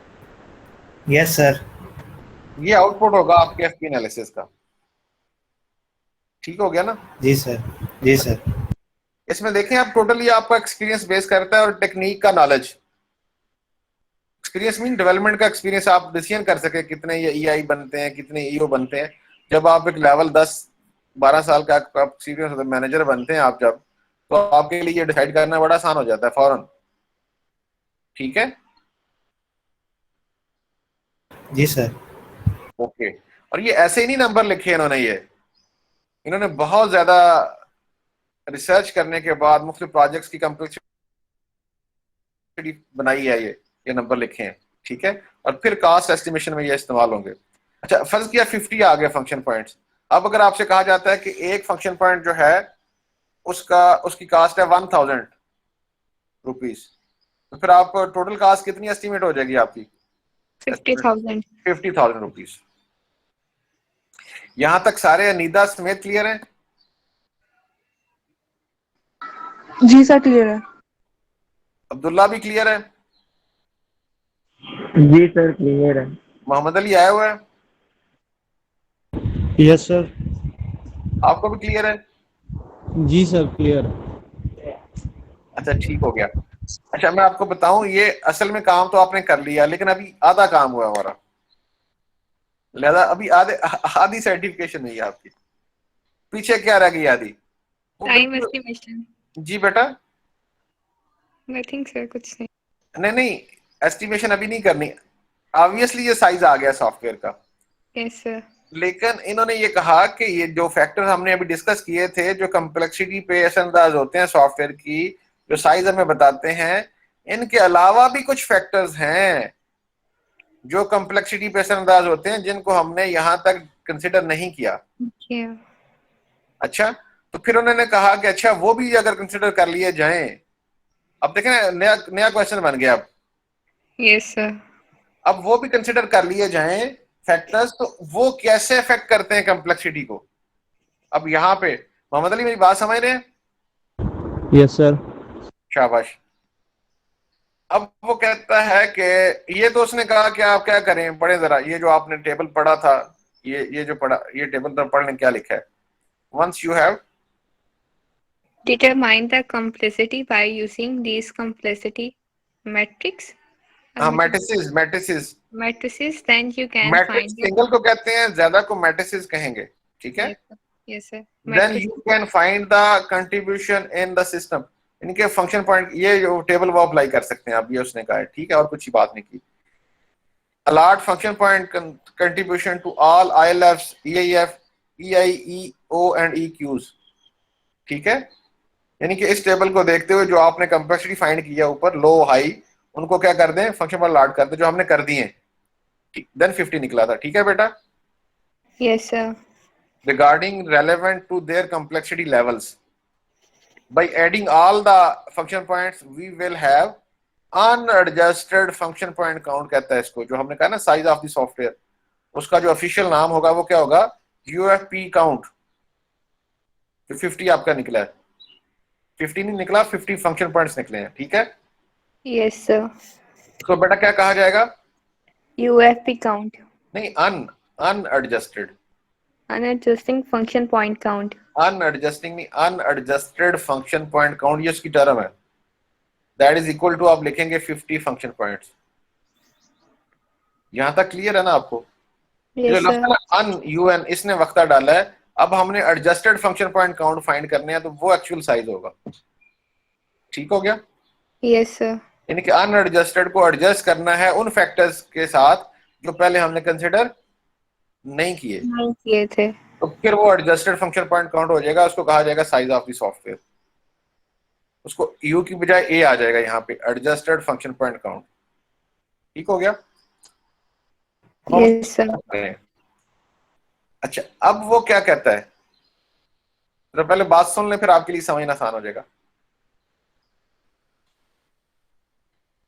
कहता है कि जब और ज्यादा रिसर्च की गई, देखा गया कुछ और फैक्टर्स थे, ठीक है, वो जो हैं वो भी असरअंदाज होते हैं, और वो डिफरेंट 14 फैक्टर्स हैं, ठीक है। Yes sir. कंट्रीब्यूट कर, उनका कंट्रीब्यूशन चेक करने के लिए कम्प्लेक्सिटी कितने असरअंदाज होते हैं, तो 14 क्वेश्चन बनाए गए, जिनका आंसर आपने अगेन अपने एक्सपोजर के साथ, एक्सपीरियंस के साथ देना है, ठीक है। इनको फंक्शन पॉइंट एनालिसिस में कहा गया जनरल सिस्टम कैरेक्टरिस्टिक, ठीक है। क्या कहा गया इसका नाम, GSC, general General system characteristics. That indicate non functional requirements. यानी कि ऊपर जो आपने बेसिकली जिनको एड्रेस किया था वो फंक्शनल रिक्वायरमेंट्स थी, कुछ नॉन फंक्शनल रिक्वायरमेंट्स हैं, लेकिन वो कम्प्लेक्सिटी पे असरअंदाज होती हैं, ठीक हो गया। Yes sir. यहां से हम फाइंड करेंगे इन क्वेश्चन से वैल्यू एडजस्टमेंट फैक्टर, VAF उसका नाम होगा, ठीक है। Yes sir. is calculated based on responses to the following 14 questions, ठीक हो गया, by using a scale from 0 to 5। ये सारे मेरे अल्फाज हैं, असल में बेटा है क्या सहर, वो 14 क्वेश्चन पेट हैं, लिखे हुए हैं, ठीक है। Yes sir. अच्छा, फॉर एग्जाम्पल इसमें एक लिखा है उसने क्वेश्चन कि आपकी जो टीम है उसका एक्सपीरियंस का लेवल क्या है, ठीक हो गया। Yes sir. देखिए, अगर आपके पास नए लोग होंगे तो उनके एक्सपीरियंस का लेवल कम होगा, तो उनके लिए कम्प्लेक्सिटी जरा ज्यादा हो जाएगी ना। Yes sir. अगर आपके पास सीनियर लोग होंगे जिन्होंने उस तरह मिलता जुलता काम कई दफा किया होगा, तो उनके लिए कम्प्लेक्सिटी लेवल कम हो जाएगा। Yes sir. बात समझ आती है? Yes sir. आज ये अच्छा, तो वो फैसला आपने करना है, मैनेजर ने करना है। तो उसके लिए एक स्केल बनाया उन्होंने कि आपके नजदीक 0 से लेके 5 तक आप असाइन कर दें वैल्यू। इस तरह के 14 क्वेश्चंस हम पढ़ लेते हैं उनको। बात समझ आती है? Yes sir. आ रही है। शाबाश। वो कहता है वैल्यू एडजस्टमेंट फैक्टर हमने फाइंड, पहले अनएडजस्टेड फाइंड किए थे ना, वो उसमें ये शामिल हो जाएगी चीज, वैल्यू एडजस्टमेंट फैक्टर को हम अगर शामिल कर लेंगे तो हमारा एडजस्टेड बन जाएगा वो। तो ये कैसे कैलकुलेट होगा? Value adjustment factor is calculated based on responses to the 14 questions, ठीक है, by using a scale from 0 to 5 depending upon the complexity or contribution of those 14 characteristics। ठीक हो गया ना बेटा? Yes sir. फॉर एग्जाम्पल हमने मिसाल दी है कि क्वेश्चन है does the system requires reliable backup and recovery. क्या उस जो सिस्टम आप बनाना चाह रहे हैं बड़ा सेंसिटिव सिस्टम है, तो उन्होंने कहा कि हमें बहुत ज्यादा रिलायबल बैकअप भी चाहिए ताकि रिकवर कर सकें। बैंक का कोई सिस्टम था आपके लिए, तो आप इसके लिए अगेन नंबर लगाएंगे 0 से लेके 5 तक। अगर तो रिक्वायरमेंट नहीं है तो 0, 1, 2, 3, 4, 5 से मुराद हाईएस्ट रिक्वायरमेंट है उसकी, ठीक है? Yes sir. अच्छा, ये तो डिपेंड करेगा ना software to software, different question यही है, 14 क्वेश्चंस हैं। ये आपकी प्रेसमैन की बुक पे लिखे हुए मिल जाएंगे आपको, ये आपको नेट पे लिखे हुए मिल जाएंगे, ठीक है? सारे क्वेश्चंस हैं और प्रेसमैन ने तो 2 जगह पे ये क्वेश्चंस लिखे हैं, एक जगह पे पूरा क्वेश्चन लिखा है जिया, ठीक हो गया जिया, और एक जगह पे जस्ट इसके लिए लिख दिया बैकअप रिकवरी, बैकअप मीनिंग के इसकी हेडिंग लिख दी है। आपके लिए एटलीस्ट वो हेडिंग जो है पेपर में लिखना जरूरी है। फर्स्ट के पेपर में पूछता हूं तो बैकअप एंड रिकवरी, और उसके आगे फिर आपने नंबर लगाना है, इसका कोई ना कोई कॉलम आ जाएगा ना, ये 14 क्वेश्चंस की हेडिंग आ जाएंगे। जी यार समझ आ रही है बात? और उसके आगे आपने स्केल में कोई एक वैल्यू लगा देनी है उसकी, 0 से लेके 5 तक। फॉर एग्जांपल ये मैंने लगाई है, पहला क्वेश्चन है उसको मैंने फर्स्ट कर लिया 4 है, दूसरे का मैंने 3 लगा दिया। वो आप पे डिपेंड करता है कि आप उनके क्या नंबरिंग लगाते हो, किसी का 0 लगा दिया, किसी का 5 लगा दिया, ठीक हो गया? Yes sir. जितने आपने ये नंबर लगाए हैं 14 क्वेश्चन के स्केल के जरिए, उन सबको आपने ऐड करना है। फॉर एग्जांपल मैंने इसको ऐड किया, 7 और 5 कितने आ गए? 12, ठीक है बेटा? Yes sir. जो 12 आंसर आया इसे कहते हैं, जरा बात सुननी है, total degree of influence, TDI का लफ्ज इस्तेमाल करते हैं इसको। कोई रॉकेट साइंस नहीं है, 14 क्वेश्चंस हैं, उनकी स्केलिंग करनी है 0 से लेकर 5 तक। जो आपने स्केलिंग किया उनको ऐड कर लेना है 14 के 14 फैक्टर्स को, तो बेटा आपके पास एक टोटल आ जाएगा, उसको कहा जाएगा TDI। ये ठीक हो गया जी यार? यस सर, ठीक हो गया। अच्छा, और ये मैं बाद में बात करता हूँ ये क्या लिखा है मैंने।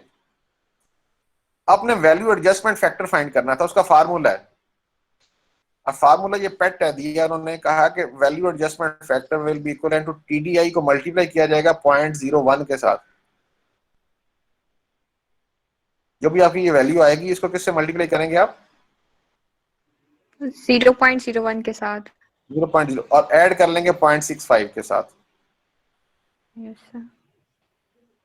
ठीक हो गया?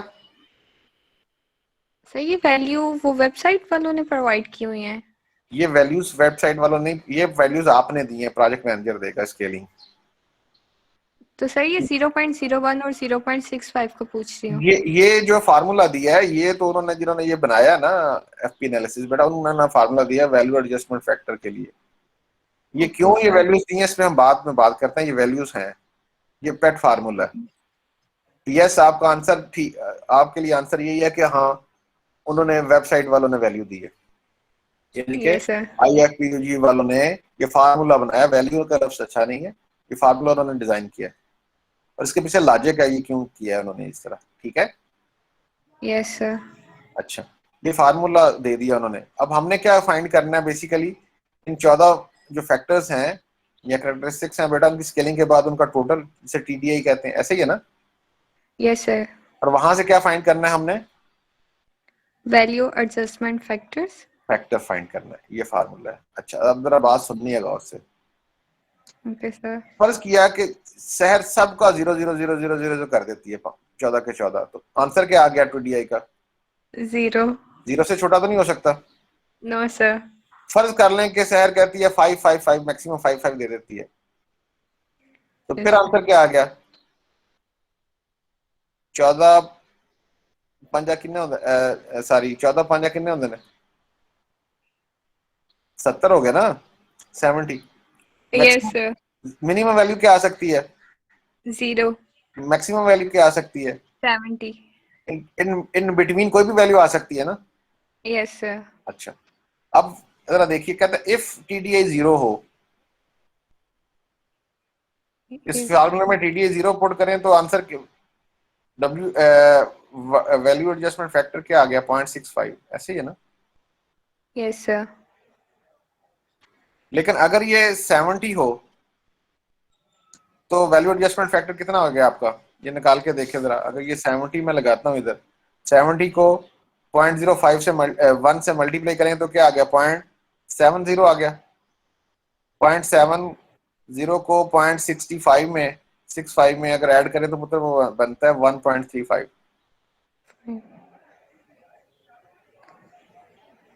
नहीं समझ आती बात की? सर आ गई है।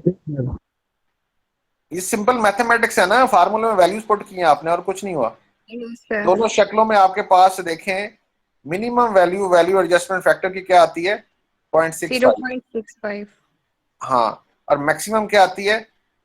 1.35।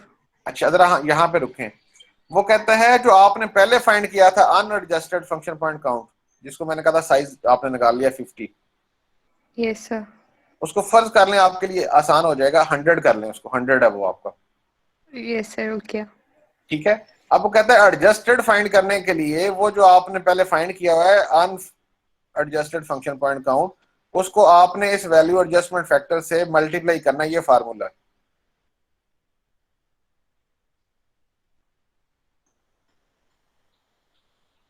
बात समझ आई? इससे आपको क्या मिल जाएगा? एडजस्टेड फंक्शन पॉइंट काउंट मिल जाएगा। अगर वो आपके 100 थे अनएडजस्टेड और आपके ये टोटल वैल्यू एडजस्टमेंट फैक्टर जो है वो 0.65 आया है, इनकी मिनिमम वैल्यू आई है, तो इससे मल्टीप्लाई करेंगे तो आंसर क्या आ जाएगा? 65 आया। शाबाश। यस अगर ये मैक्सिमम वैल्यू थी, वो 100 थे, और ये आपने 1.35 से अगर मल्टीप्लाई किया तो आंसर क्या आ गया? 135। 135।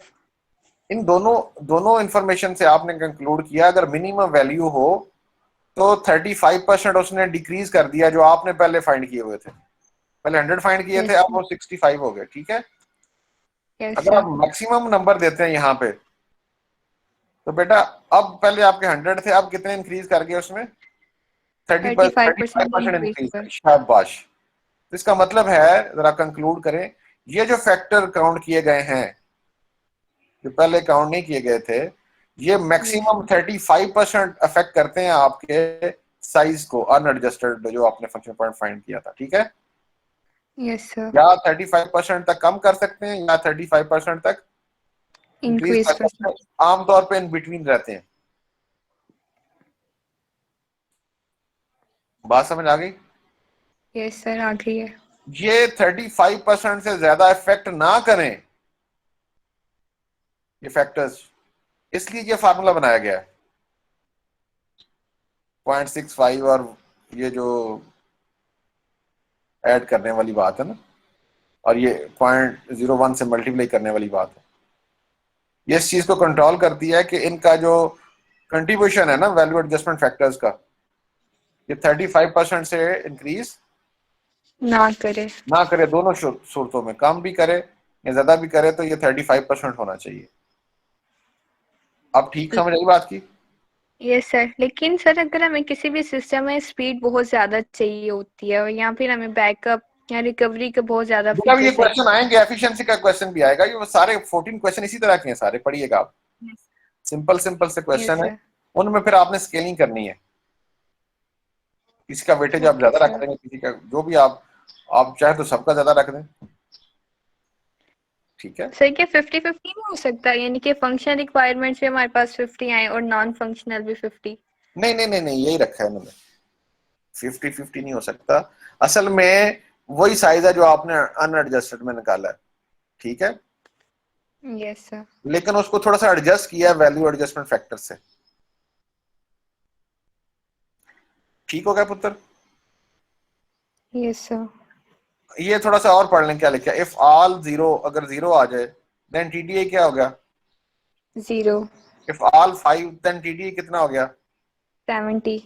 ये दो फिगर आपको शो करते हैं कि TDI can influence the function point count by 35%, plus minus कर सकता है। ठीक हो गया, ये स्टेटमेंट आप समझ आ गई आपको, ये क्या लिखी है?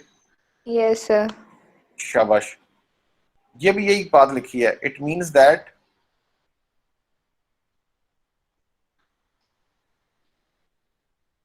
ये जो वैल्यू एडजस्टमेंट फैक्टर है will decrease 35% of unadjusted function point. वही बात दोबारा रिपीट किया। ये ठीक हो गया ना बेटा? Yes sir. इसका मतलब है कि आपने अल्टीमेटली जो इसे साइज ऑफ द सॉफ्टवेयर कहते हैं, एफपी एनालिसिस कहते हैं, आपने क्या फाइंड करना होता है? अब हम रिवर्स हो जाते हैं, एडजस्टेड फंक्शन पॉइंट काउंट। ठीक है, adjusted function point count find करने के लिए आपको चाहिए होते हैं अनएडजस्टेड फंक्शन पॉइंट काउंट, ठीक है, और value adjustment factor. Value adjustment factor आपको कहां से मिलेगा? इन 14 क्वेश्चन से मिलेगा, स्केलिंग करके 0 से 5 तक, ये फार्मूला अप्लाई करके। ठीक है, जो भी वैल्यू आएगी उसको आप मल्टीप्लाई कर देंगे किससे? Unadjusted function point count. Unadjusted function point count कहां से मिलेंगे आपको? जितने भी आपके फैक्टर्स बने हुए आईएलएफ के, ईओ के, ईक्यू के, सब की कंप्लेक्सिटी पहले पुत्र आप फाइंड करते हैं, लो, एवरेज और हाई। फिर उनको क्या करते हैं आप? ये फंक्शन पॉइंट से लाड कर देते हैं, सबको ऐड करते हैं, तो आपके क्या बन जाते हैं? Unadjusted function. देखिए, दो मिनट का ये टॉपिक था, इसके लिए एम ही उन्होंने सर्टिफिकेशन रखी हुई है। और जितना ये साइज आ जाता है, आप उसको एक की कास्ट का गिवन होती है, आपको फंक्शन पॉइंट काउंट की चल रही होती है मार्केट में, तो आप उसकी ओवरऑल टोटल कास्ट एस्टिमेशन कर लेते हैं। ठीक हो गया जी? जी हाँ साहब। Yes sir. मुझे 1 by 1 सबसे अब पूछना है। मैंने अपनी तरफ से मैक्सिमम एफर्ट किया ये आपको समझाने की, कि आपको बात समझ आ जाए, जब कभी आप अप्लाई करना पड़े तो चलें 100% ना सही, 90% 80% एक्यूरेसी के साथ आप इसको अप्लाई कर सकें। और डेफिनेटली जब आपका एक्सपीरियंस एक्सपोजर होता जाएगा तो then you will be in a better position to apply this FP analysis. Sir clear है आपको? यस सर, क्लियर है। अनीता को भी क्लियर है बेटा? जी सर, बिल्कुल क्लियर है। शाबाश। फारस को भी क्लियर है?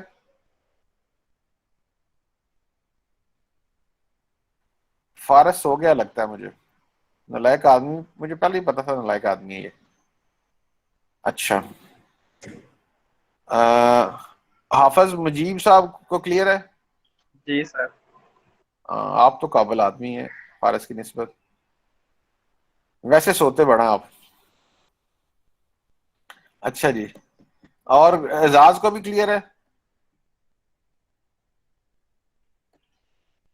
एजाज भी नालायक आदमी है।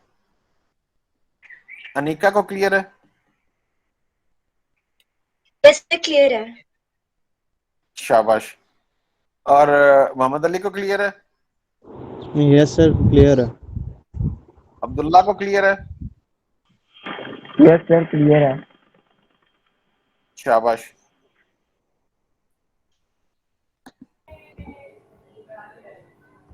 जीजा को क्लियर है? जी सर, क्लियर है। शाबाश। अभी अजीजा आप सारे सीआर मैसेज कर दें कि नेक्स्ट क्लास जो है वो 1:30 बजे शुरू होगी। जो रह गए बच्चे वो 1:30 बजे, में यही लिंक आप सेंड कर दें उनको, इसी लिंक पे आ जाए वो, ठीक है? यही सा टॉपिक पढ़ाएंगे उनको। और यही टॉपिक पढ़ाएंगे, और क्या पढ़ाना उनको। मोहतशम को क्लियर है?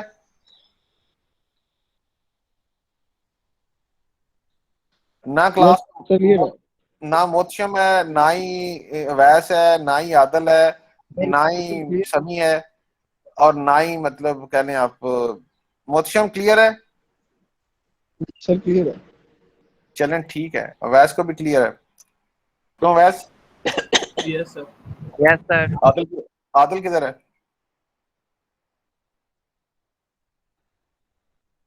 पेपर में मैंने एक ही क्वेश्चन डालना है,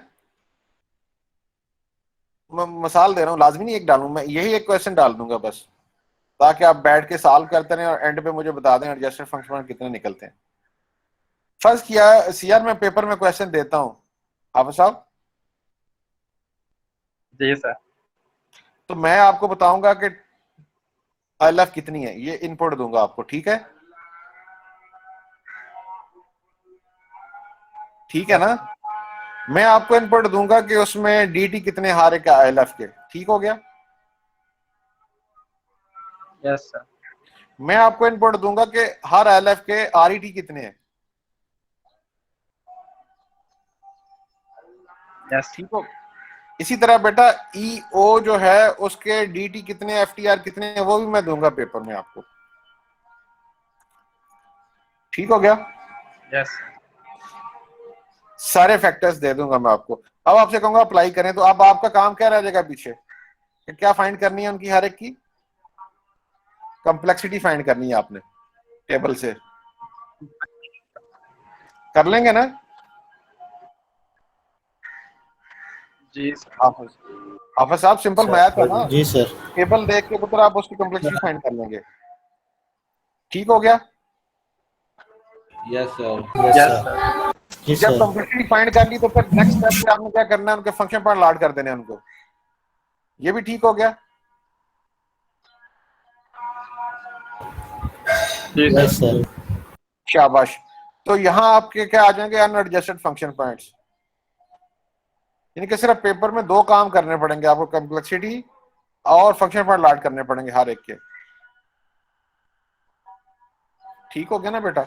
यस। तो आप जिस तरह लेट से मैं कॉलम में दूंगा ना, टेबल में दूंगा बना के आपको हर ILF, तो उसी तरह उसी ILF के आगे ही आप उसकी कंप्लेक्सिटी लिख दें, लो हाई एवरेज जो भी बनती है, और उसी नेक्स्ट एक दूसरा और कॉलम बना लें जिसमें आप फंक्शन पॉइंट लिख दें उसके, ठीक हो गया? Yes sir. इसी तरह सारे जितने भी आपके EO होंगे सब की इस तरह लिख, यानी कि एंड पे आपका लास्ट कॉलम जो होगा जितने फंक्शन पॉइंट्स होंगे सबको काउंट कर लें आप टोटल, ठीक हो गया आप सब? जी सर। तो वो टोटल फंक्शन पॉइंट आ जाएंगे आपके अनएडजस्टेड, आधा क्वेश्चन आपका सॉल्व हो जाएगा, ठीक है? Yes sir. फिर आपने एक कॉलम बनाना है 14, कह लें आप वो जो हेडिंग लिख देने सिर्फ उनके 14 क्वेश्चंस के, ठीक है? Yes sir. और 14 क्वेश्चंस के आगे 0 से लेके 5 तक दूसरे कॉलम में आपने उनकी स्केलिंग लिख देनी है, दो कॉलमी फॉर्मेट में आपने ये काम कर देना है, ठीक हो गया? फिर नीचे आपने उसको टोटल करके TD फाइंड कर लेना है, कर लेंगे आप सब? जी सर। और उसमें कोई रॉकेट साइंस नहीं है, क्योंकि वो आपने एक्सपीरियंस के साथ लगाने हैं ना, तो आप सबके वेरी करेंगे आपस में, लेकिन ये नहीं होगा कि किसी के 70 से अबव हो जाए या 0 से कम हो जाए, इन बिटवीन कुछ भी आएंगे, ठीक है? फार्मूला लगा के यस आप सर। सर हमें तो इतना एक्सपीरियंस नहीं, तो बिटवीन कोई भी adjust कर सकते हैं।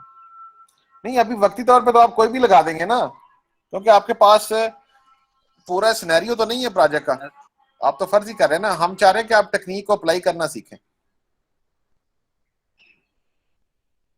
जी नहीं समझे?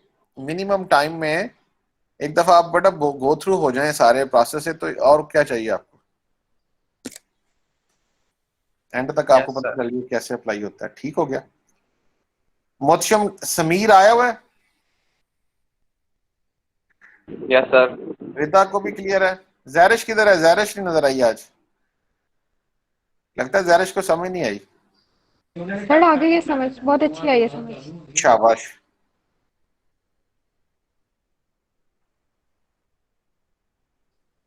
अच्छा आप सब चेक कीजिएगा इसकी सर्टिफिकेशन के कितने पैसे हैं उधर IFPUG की साइट पे, ठीक है? जी सर। अब वो पैसे सारे ना सारी क्लास के वैस देगा।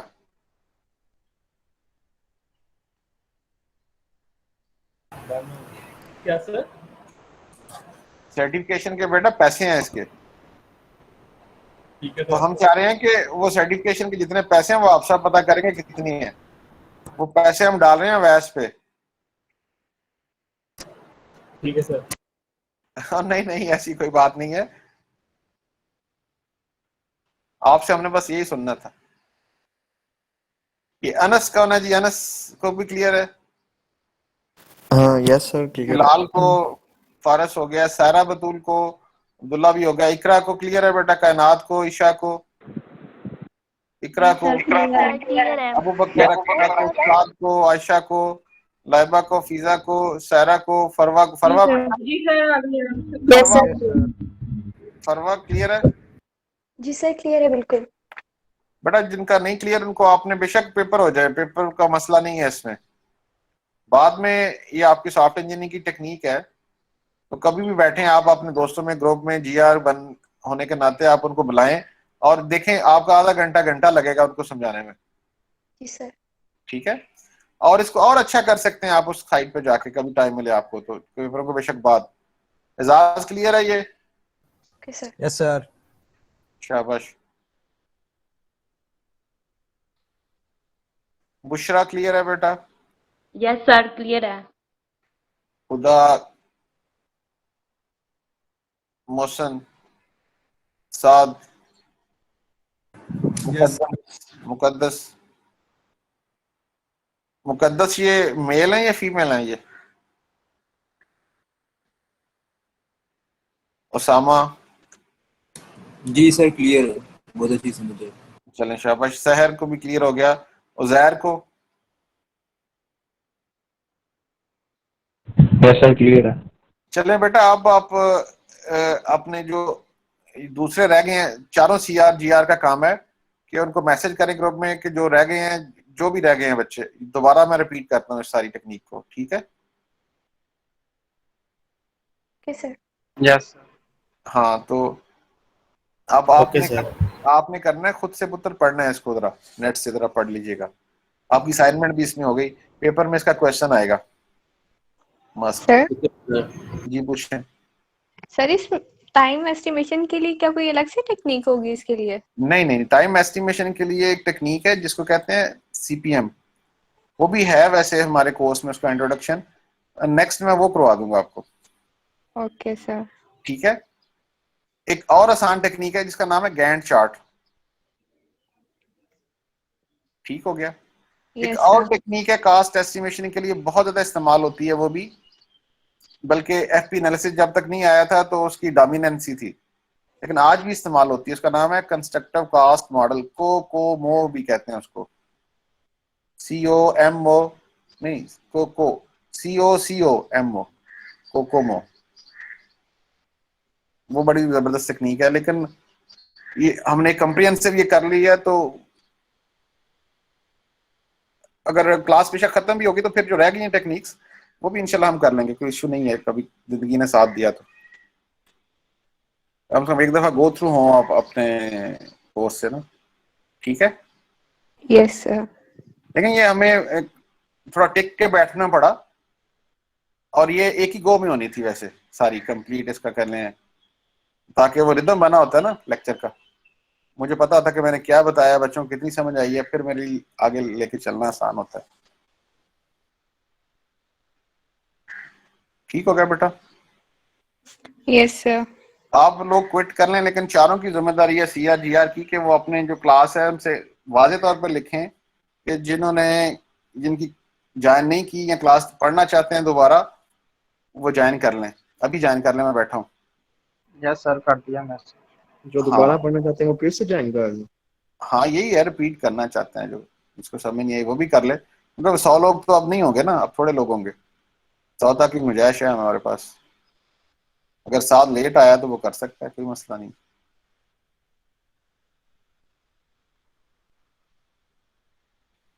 ठीक है, बाकी क्विट कर लें जी।